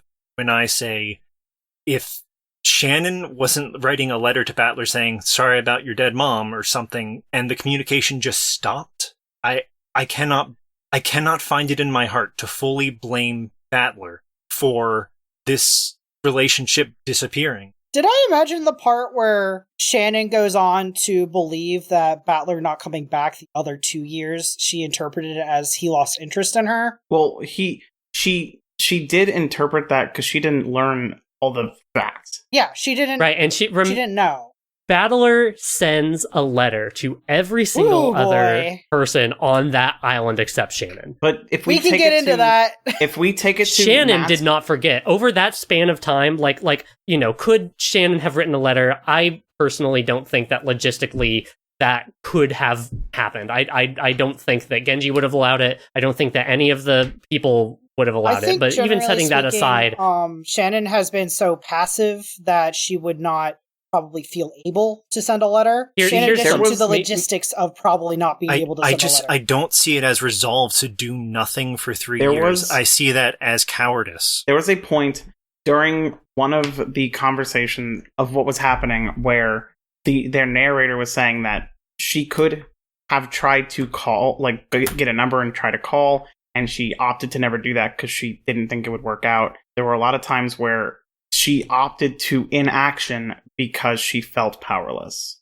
And even if it didn't end up working, even if we were displayed a situation where she was at least trying to get in contact, but the others in her life were getting in her way, I feel like it could be read a bit more generously. But I do agree that inaction is a lot of the problem with her. Yeah, I got one of you. Oh, you've had me the whole time. It's just I don't yell over people. Excuse me, everyone. I have to open mouth kiss Isabelle. Yes. Okay, great. Like, broadly, my opinion is that Battler did not understand the severity and importance Shannon put on his words. And because he said that, didn't think very much of it, and then his mom immediately died, and his dad remarried instantly. Like you said, very, very much more important things completely blotted out the thing he said to Shannon that he forgot about. And he could have remembered her over, oh god, let's get into the letter. He could have remembered her and thought about her regularly. But there's the ambiguity on whether or not he sent a letter. I think there is so much ample room in that scene to have George have seen that Battler wrote a letter to Shannon. George Colton real. No. And withhold it. Personally, I do not think he did this. I think Battler just did not write a letter. And there's a lot of circumstances in which he thought about Shannon and still cared about her and didn't write a letter. For example, Kyrie is the one that brought the letters over, and it would be very weird and awkward and possibly impossible to go, here are letters for all my cousins and also this one servant girl that nobody knows that I care very much for. But also it could definitely be true that he did write a letter and George just withheld it because George's entire plot arc at that point is that he's insanely jealous of the relationship Battler and Shannon had. Yeah, I will say, just to smatter in just a little bit of George course, the way that you can see George just laying on just a little bit of that butter in those scenes where it's like, oh yeah, haha, Shannon, so good to see you. Like, maybe it's just me, but like, it's like fucking Mean Girls. None for Gretchen Wieners. It's not even the letter thing. It's the way that, like, when George and Shannon are together in the latter part of Claire's story, I feel like every time George says anything to Shannon, it's like, haha, wow, that's great, Shannon. It's like, ooh, he's working it. I can feel him working it right now. Yeah, he's getting you, Jen. He's such a getting you hot and fucking heavy. I'm not saying it's good. I'm saying I can see him like angling for the relationship, and personally, I don't think he withheld the letter because I think that makes George the main villain of Umineko, which is boring. I think it is more interesting it if turns Battler George didn't write a into letter. Vriska. George becomes the Vriska of the narrative who inserts himself into the narrative in order to make himself more He is important. like actually the inciting incident if he withholds that letter, right? Like he is the reason for all the problems. So I don't think he withheld it, but he could have. And my eternal argument is that anything that makes George Ushiramiya a less important character is the way I tend to view this novel.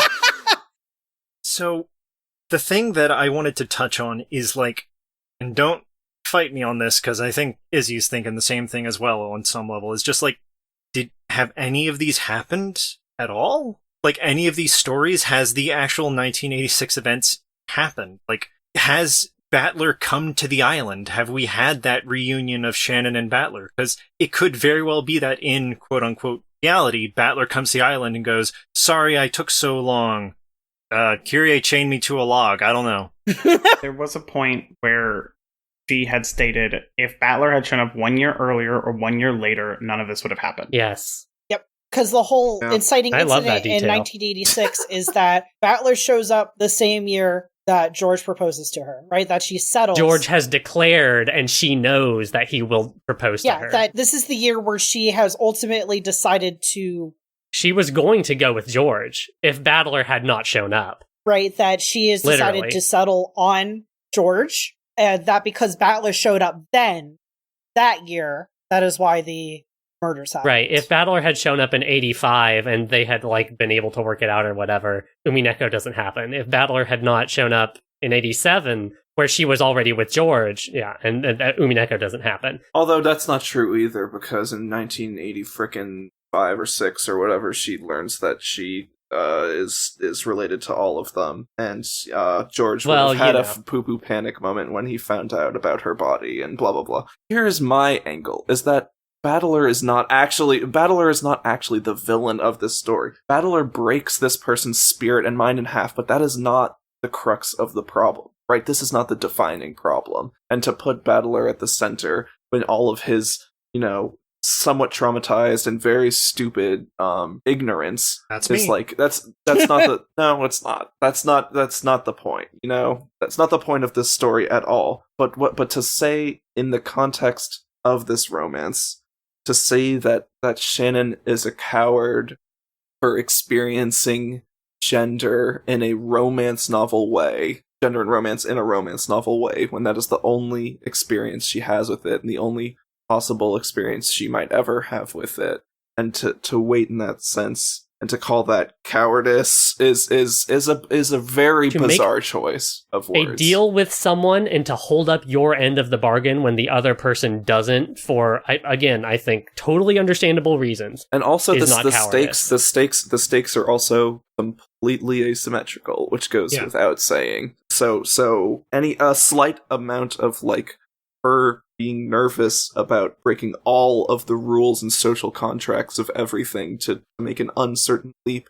to someone who has not shown up physically yet for her since determining that, who they were going to make the jump at the same time. To not be able to do that is not the same for her as it is for Battler. If I can put a button on this, unless anyone else has anything else to say. We do have other things to talk about. We have other things to talk about.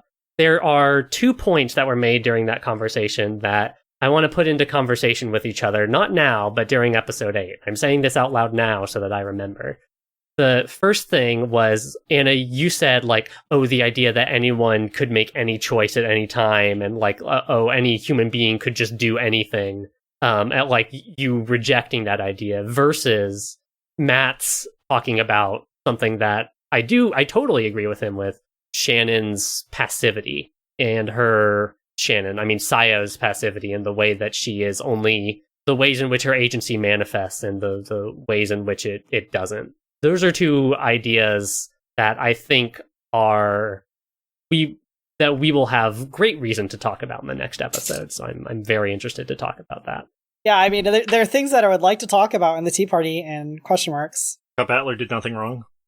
Battler did, like, a couple things wrong, I would say. Battler is what would happen if I was born in a universe where I wasn't asexual, and that's a terrible universe.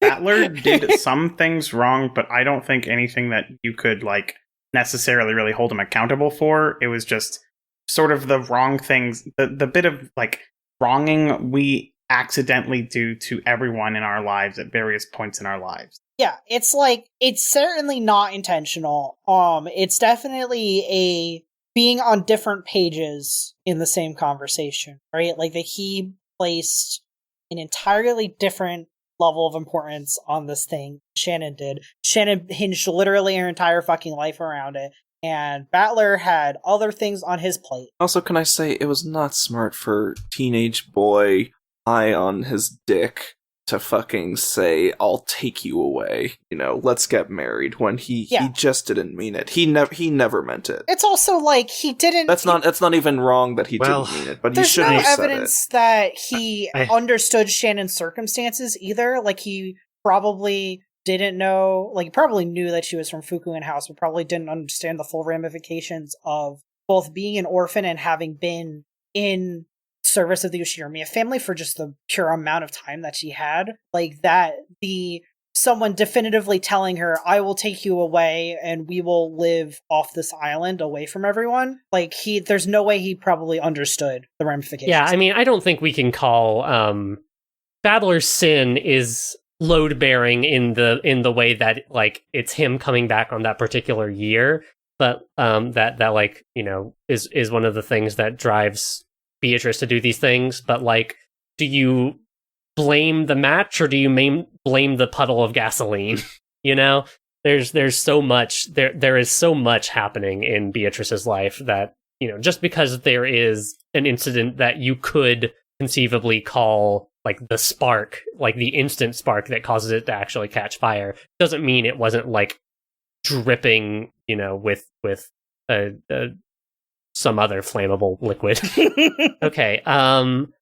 So from Battler's Sin, everything is kind of, it is like watching a train crash in slow motion. It's like watching the 2 trains that are going to crash, and watching them set out from their stations, and, everybody make every mistake that leads to the thing happening. This is the first train. The second train is the epitaph. Literally, yeah. So we don't need to get into the solution of the epitaph, but we get Beatrice solving the epitaph after Genji basically hands her the not the answer, but, like, Genji helps her think about the epitaph in a way that we are never allowed to beforehand. We come close to that information, but Taiwan, of course, the beloved hometown is actually a place in Taiwan, and there's a whole bunch of funny word puzzles that happen. And I said this in the previous episode, but, like, I love how much of this novel, like, the grand mystery and magic of the witch, comes down to, like, a series of simple word puzzles. I also think it's super funny that the word puzzles are super solvable in English, because it is an English-related word puzzle. Literally. It is, I still stand by, it is possible, not probable, not even, like, certainly not easy, but it is possible to solve this in English. They literally have to translate it so that the logic is solvable. I didn't solve it. I fucking didn't. Like I said, I read a lot of, like, contemporary and also some modern, like, like people live blogging their read-throughs, and there's someone who I read who called the culprit and solved the epitaph entirely down to the location in Taiwan by like end of episode 4. That's so good, man. It was a wild read. Invite them on the podcast. You should, if you have that, if you can find that their name post or is whatever, Gaius please. Marius on something awful. Please, if you can find the link, give that to me so I can put it in the show notes, and also so I can read it and go, what the fuck? Yeah, you'll need a something awful account, unfortunately. Oh, these things happen. And so then, did we already, we kind of already talked about the scene where Yasu solves the epitaph and is brought up before Kinzo, right? Yeah, we went over that last episode, because it's fucking hilarious. Yeah, it's both hilarious and the worst fucking thing in every single one of these books. It's so fucking funny. Dies anyway. Yeah, literally dies anyway. So from there, Claire stops reading her tale there after she talks about how she was brought up before Kinzo and, you know, they paraded her around and she was given the headship, but she refused and all that stuff. And Berncastle's like, don't you want to keep going? And Willard says, no, you can solve the mystery now. There is no mystery left. Everything from here on is just child's play and would purely exist to tell you about how Claire suffered. And then we get Willard draws his black and white sword, Claire draws her gray sword, and they have their final battle, and we have the breakdown of the illusion of the witch with a fucking great ass butt rock song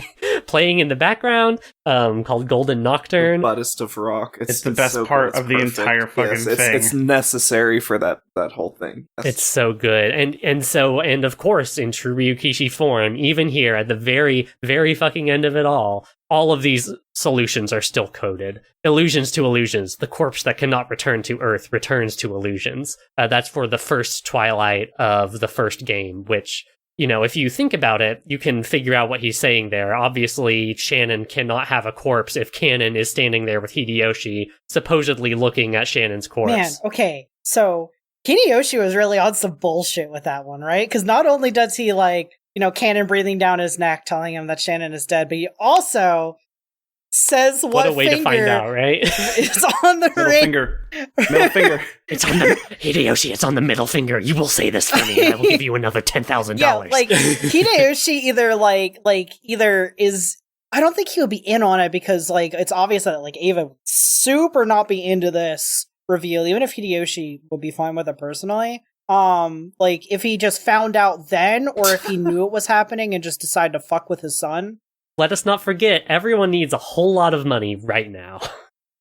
Would you accept a couple things if you knew that you were going to get, let's say, somewhere in the realm of 1 billion yen? I'm going to give you $200 million if you lie that there's a corpse here and that the corpse wanted to marry your son. Rich people things. Rich people things. Yeah, that is rich people things. Just kidding. I just think it's like insanely funny in retrospect. And all of these are so fun. Like it's fun. It's beautiful. I think it is the climax of the games that were the question arcs. Finally, and you know, who am I we learn what this one means later in the book. Who am I? Illusions to illusions. The promised reaper lowers the curtains on the tale regardless of the witch's will, which is an evil clock.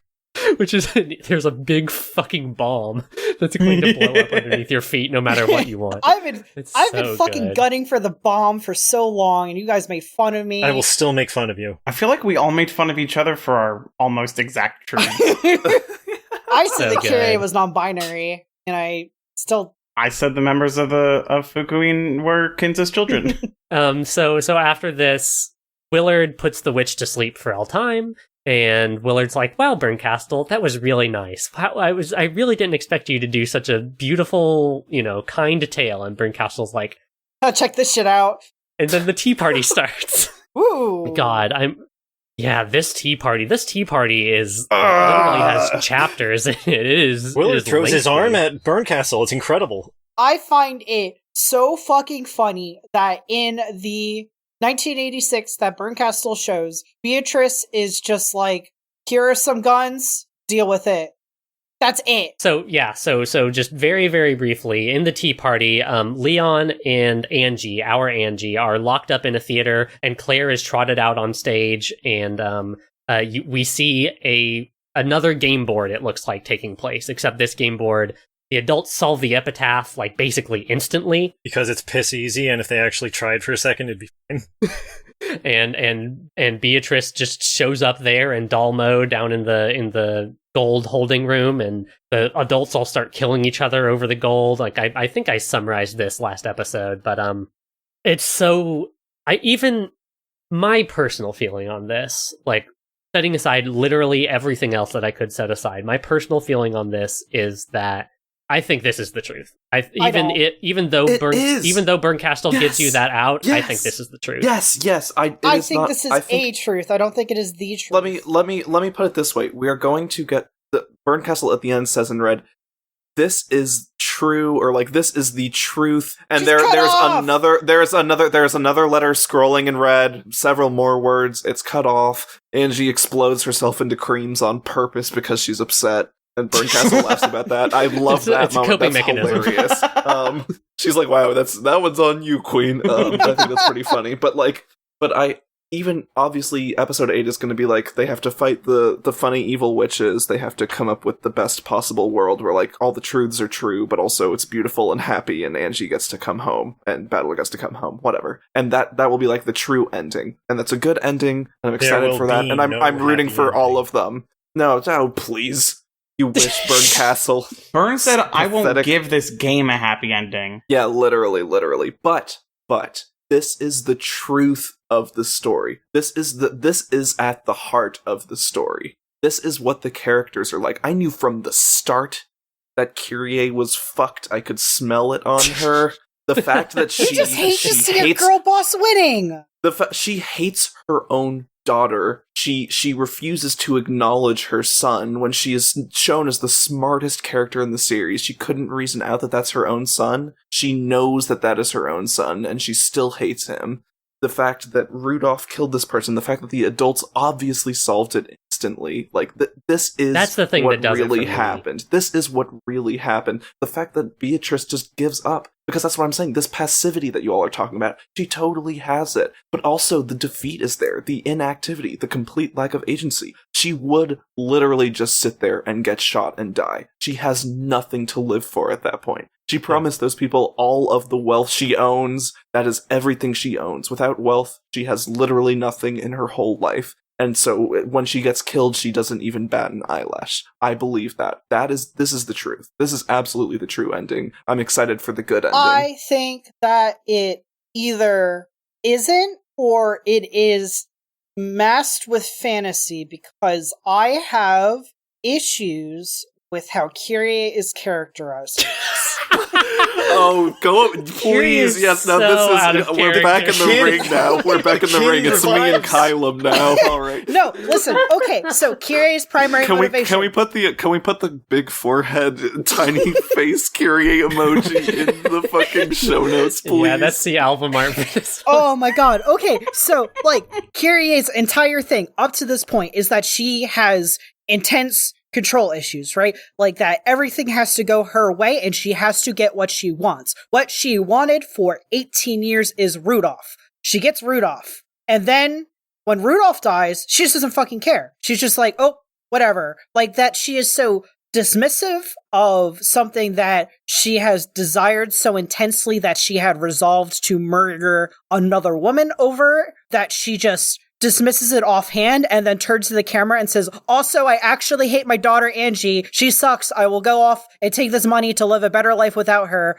Stares directly through the camera at Angie when she says that. Like, it is so... I don't personally think she has a strong attachment to Angie. I think she had Angie and also probably had Battler to exert control over Rudolph, someone that she desired and wanted to own.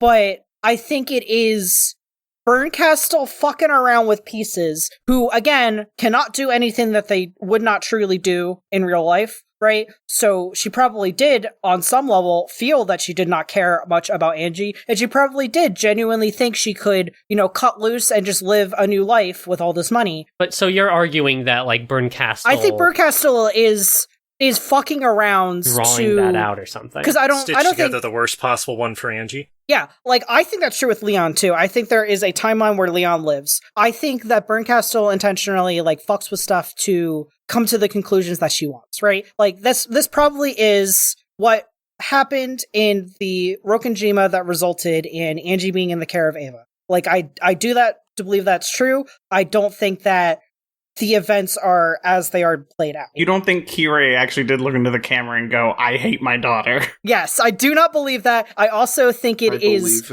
weird that that she dismissed, like, that Rudolph died so quickly. Well, I think, but, like, exactly like what you're saying, why do you think... I don't think she liked Rudolph because... So, it's like... I don't think she liked Rudolph.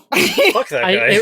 It's exactly like you're saying. It's like possessiveness. Yeah. It's control. It's mine. Yeah, she doesn't... It's ultimately, even her love for someone else is about her. At that point, she's killed multiple people. She's gone... Like, and also, the effect I think that has on we someone might be in the seeing moment. Kyrie in kind of, like, twisted psychopath mode. Even if she were feeling something like grief, like, that would not... But she doesn't, like, try and... She isn't mad. She doesn't try and, like, respond at all to someone, like, ending the life of someone that she has worked for almost 2 decades to gain control of. At the end, she is number 1. Rudolph was number 2. But she was number 1. Even, like, up to the point before Rudolph dies, they're talking about what they'll do with the money. Rudolph is like, oh, we can retire and live the ultimate life, like, of luxury. And she's like, no, I like working, so I'd like to continue to do so. That she just completely 180s as soon as you get out of the picture on that. Like, that seems a little off to me, too. No. She does not say that. She says, I want you working because I like to see you struggle. Yeah, they're a little spicy in the bedroom. Oh my god. So I don't... Hey, look, if it was going to be one couple... This sure is some freaky fucking shit. It's beyond BDSM discourse. That's not what I'm getting at. But, like, We got 8 minutes left. Let's go into BDSM. I think Kiri that, character like... assassination. Killer. Literally, yes. Killer. The reason I think that this is the truth is it is the continuation of every, like, part of the mystery narrative thread where, of course, Beatrice's the thing hiding beneath Beatrice's, like, incredible magic world that she has created is like a word puzzle that's solved in a night by 8 thinking adults. Like, of course, like, yeah, like you were saying, like, she just sits there and, like, this was her roll of the dice and she fails utterly and just gives up instantly. Of course, like, the adults start fighting each other over the gold, like, literally happened, 40 years ago in the catacombs of Rokenjima during World War II. The like, everything about it, it is the full, whether or not, you know, Bernkastel gives you that out. And I think it is important to honor that out is given. And I expect that out that Bernkastel gives us will be honored in the next episode. But I think that there is something of the real truth in here. Maybe Bernkastel, like you're saying, Caelum, is, like, playing up some of the cruelty, especially for Angie. But and for Leon. I'll get into that. It is my feeling, my impression of this is that, bare minimum, this is the closest to the single truth, the real truth that Angie has been looking for that we've ever come. Yeah, so the saddest moment in all of Umineko is when Leon dies. Yeah, totally. Like, straight up, like, hits me fucking gut punch, like, probably more intense, like, visceral reaction to that scene than anything else in this novel up to this point, is finding out that Leon gains this full understanding of how much of a miracle it is for Leon to have lived that life, to have been as happy as Leon had been, to the point that, like, Leon thanks Bernkastel, like, that Leon is so, like, appreciative of having learned about Claire and such, and then is popped back into life seconds before Leon just dies for simply existing, for being an obstacle in someone else's way. Sorry, who kills Leon? A gun does.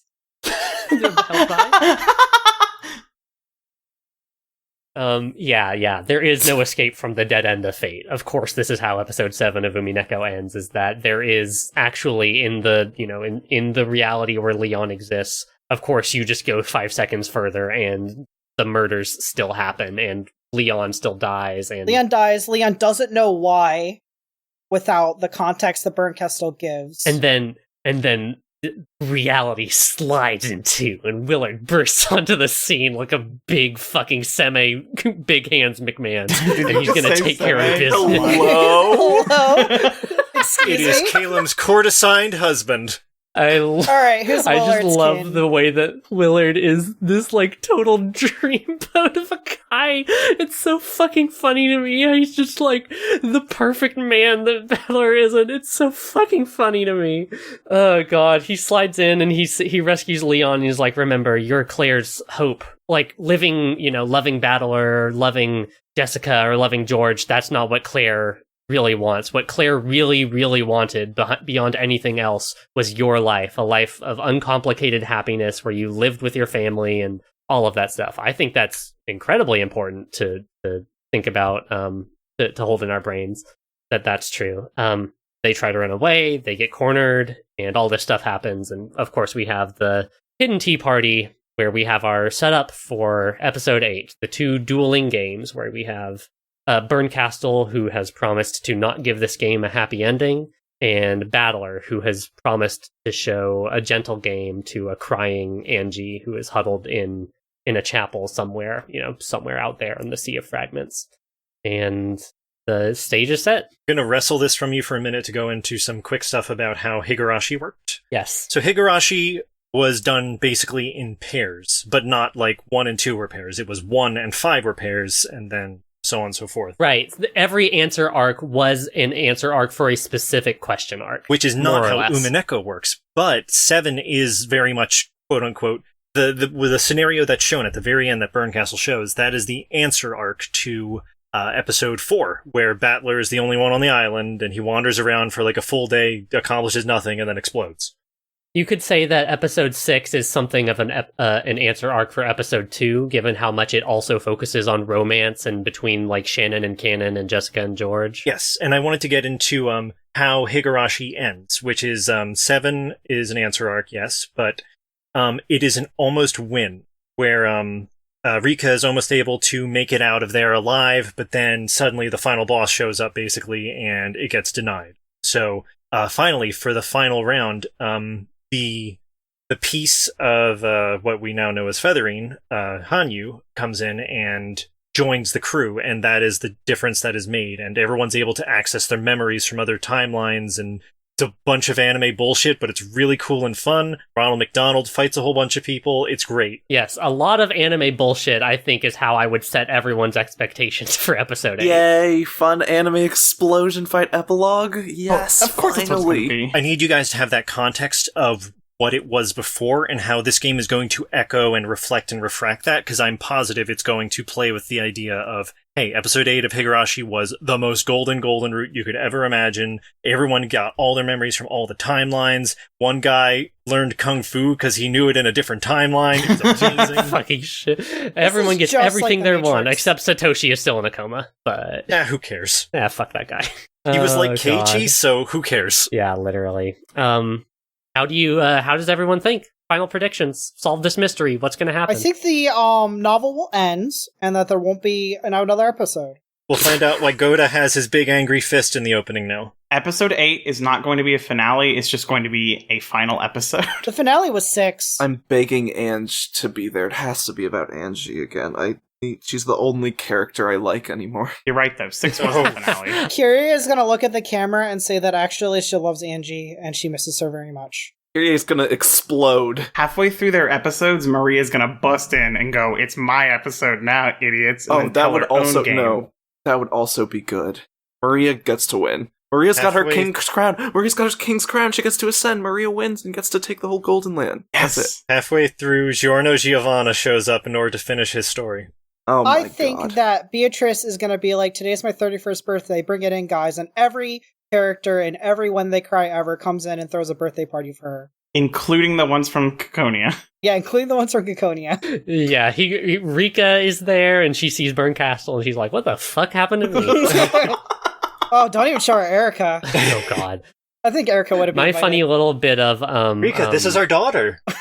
I don't know, I'm probably totally misusing this word now, but my funny little bit of formalism is that I want to point out, I said that episodes 1 and 2 can kind of be seen as like a prologue to Umineko, where you're like learning about the game board and then the rules of the game and how to fight, and then episodes 3 through 6 are kind of like the meat of the plot of Umineko, and these last two episodes are kind of like epilogue episodes, right? It's one of you said this was like the moment in the RPG where you're having your like final flashback before going to fight the big boss. Yes, totally right. And so here's a little question I want to drop on everyone's heads that I hope I didn't do last episode. Oh man, is this a big question that you're going to use a sound effect for in the edit? Maybe. Here's a funny sound effect. Wow, wasn't that hilarious? It was definitely that boing noise. So episodes 1 and 2 were written by Sayo and were tossed in message bottles into the sea and were recovered. Episodes 3 through 6 were written by this Hachijo lady, right? Who is also feathering, and that's complicated. But like episodes 3 through 6 are forgeries written by this person who has the scent of truth to her forgeries for one reason or another. Who do you think wrote episode 7 and maybe episode 8? Oh, come on, it's too late. I think Ryukishi07 did, personally. But... Wait, Ryukishi07 is Hachijo, is feathering. Oh, no. Think about this. The answers to this and more and less in episode 8 of Umineko, Twilight of the Golden Witch. How could the title be anything else? Thank you all so much for recording this podcast with me. Thank you, listeners, for listening in for what I can only imagine is the most chaotic release schedule that you've ever experienced ever for a podcast. It's a prestige podcast. You made it this far. It's a prestige podcast. It's every single one of these is artisanally handcrafted for you. Yeah, by so you Jen, fucking like enjoy it. Working to the bone for I spend months and too months. much time editing this shit. We tell her not to. Yeah, we tell her to like make it worse. Too much time and not enough time. Stink it up. You can follow us at Golden Truths Pod on Twitter and Tumblr. You can find us on YouTube by searching Golden Truths and Umineko Podcast, which is what we are. You can send an email into the show and we can either read it or maybe I'll just look at it and smile. You can send that email to goldentruthspod@gmail.com. Once again, that is goldentruthspod@gmail.com. And you can find everything we do, including links to all of the above, on our website, goldentruths.net. Caelum, where can people find you? Oh boy. You can find me HiveHome on Twitter. That's HIVEHUM. Other than that, good luck. You can find me in my address is And Matt, where can people find you? Oh, I was waiting. I have to mail Caelum a Wii U. I was waiting for.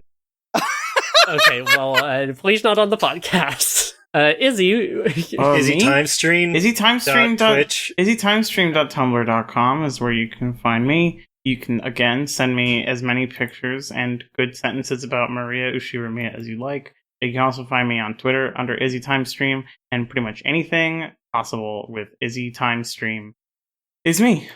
Matt, did you want to actually leave a handle? Yeah, sure. I'm your paper pal on Tumblr. I'm your paper pal on Twitter. Yeah, just look around. There's one other person out there who goes by paper pal, so I guess don't bother them, but odds are if you see one, it's probably me, and then you can say, hey, why on earth are you evil? And I'll be excited to tell you why. Oh, Matt, you're not evil, you're just misunderstood. I'm just stupid. You can find me at Daihenshin on Tumblr, that's DAIHENSHIN, or on Twitter at Kebs with 4 Bs, that's KEBBBBS. And you can find Anna curling in a spot of sunlight and taking a nap. good for her. She's better that way. Hey, what the fuck is that? Oh, it's a dust fuzzy. Thank you all. See you all very soon for the very exciting conclusion. And for the second to last time, maybe? Sleep peacefully, my beloved witch, Beatrice. But we're going to record way more than another episode or two. Yeah, there's going to be some bonus Yeah, there's episodes. gotta be. Beatrice, maybe set an alarm in the morning. Oh, God.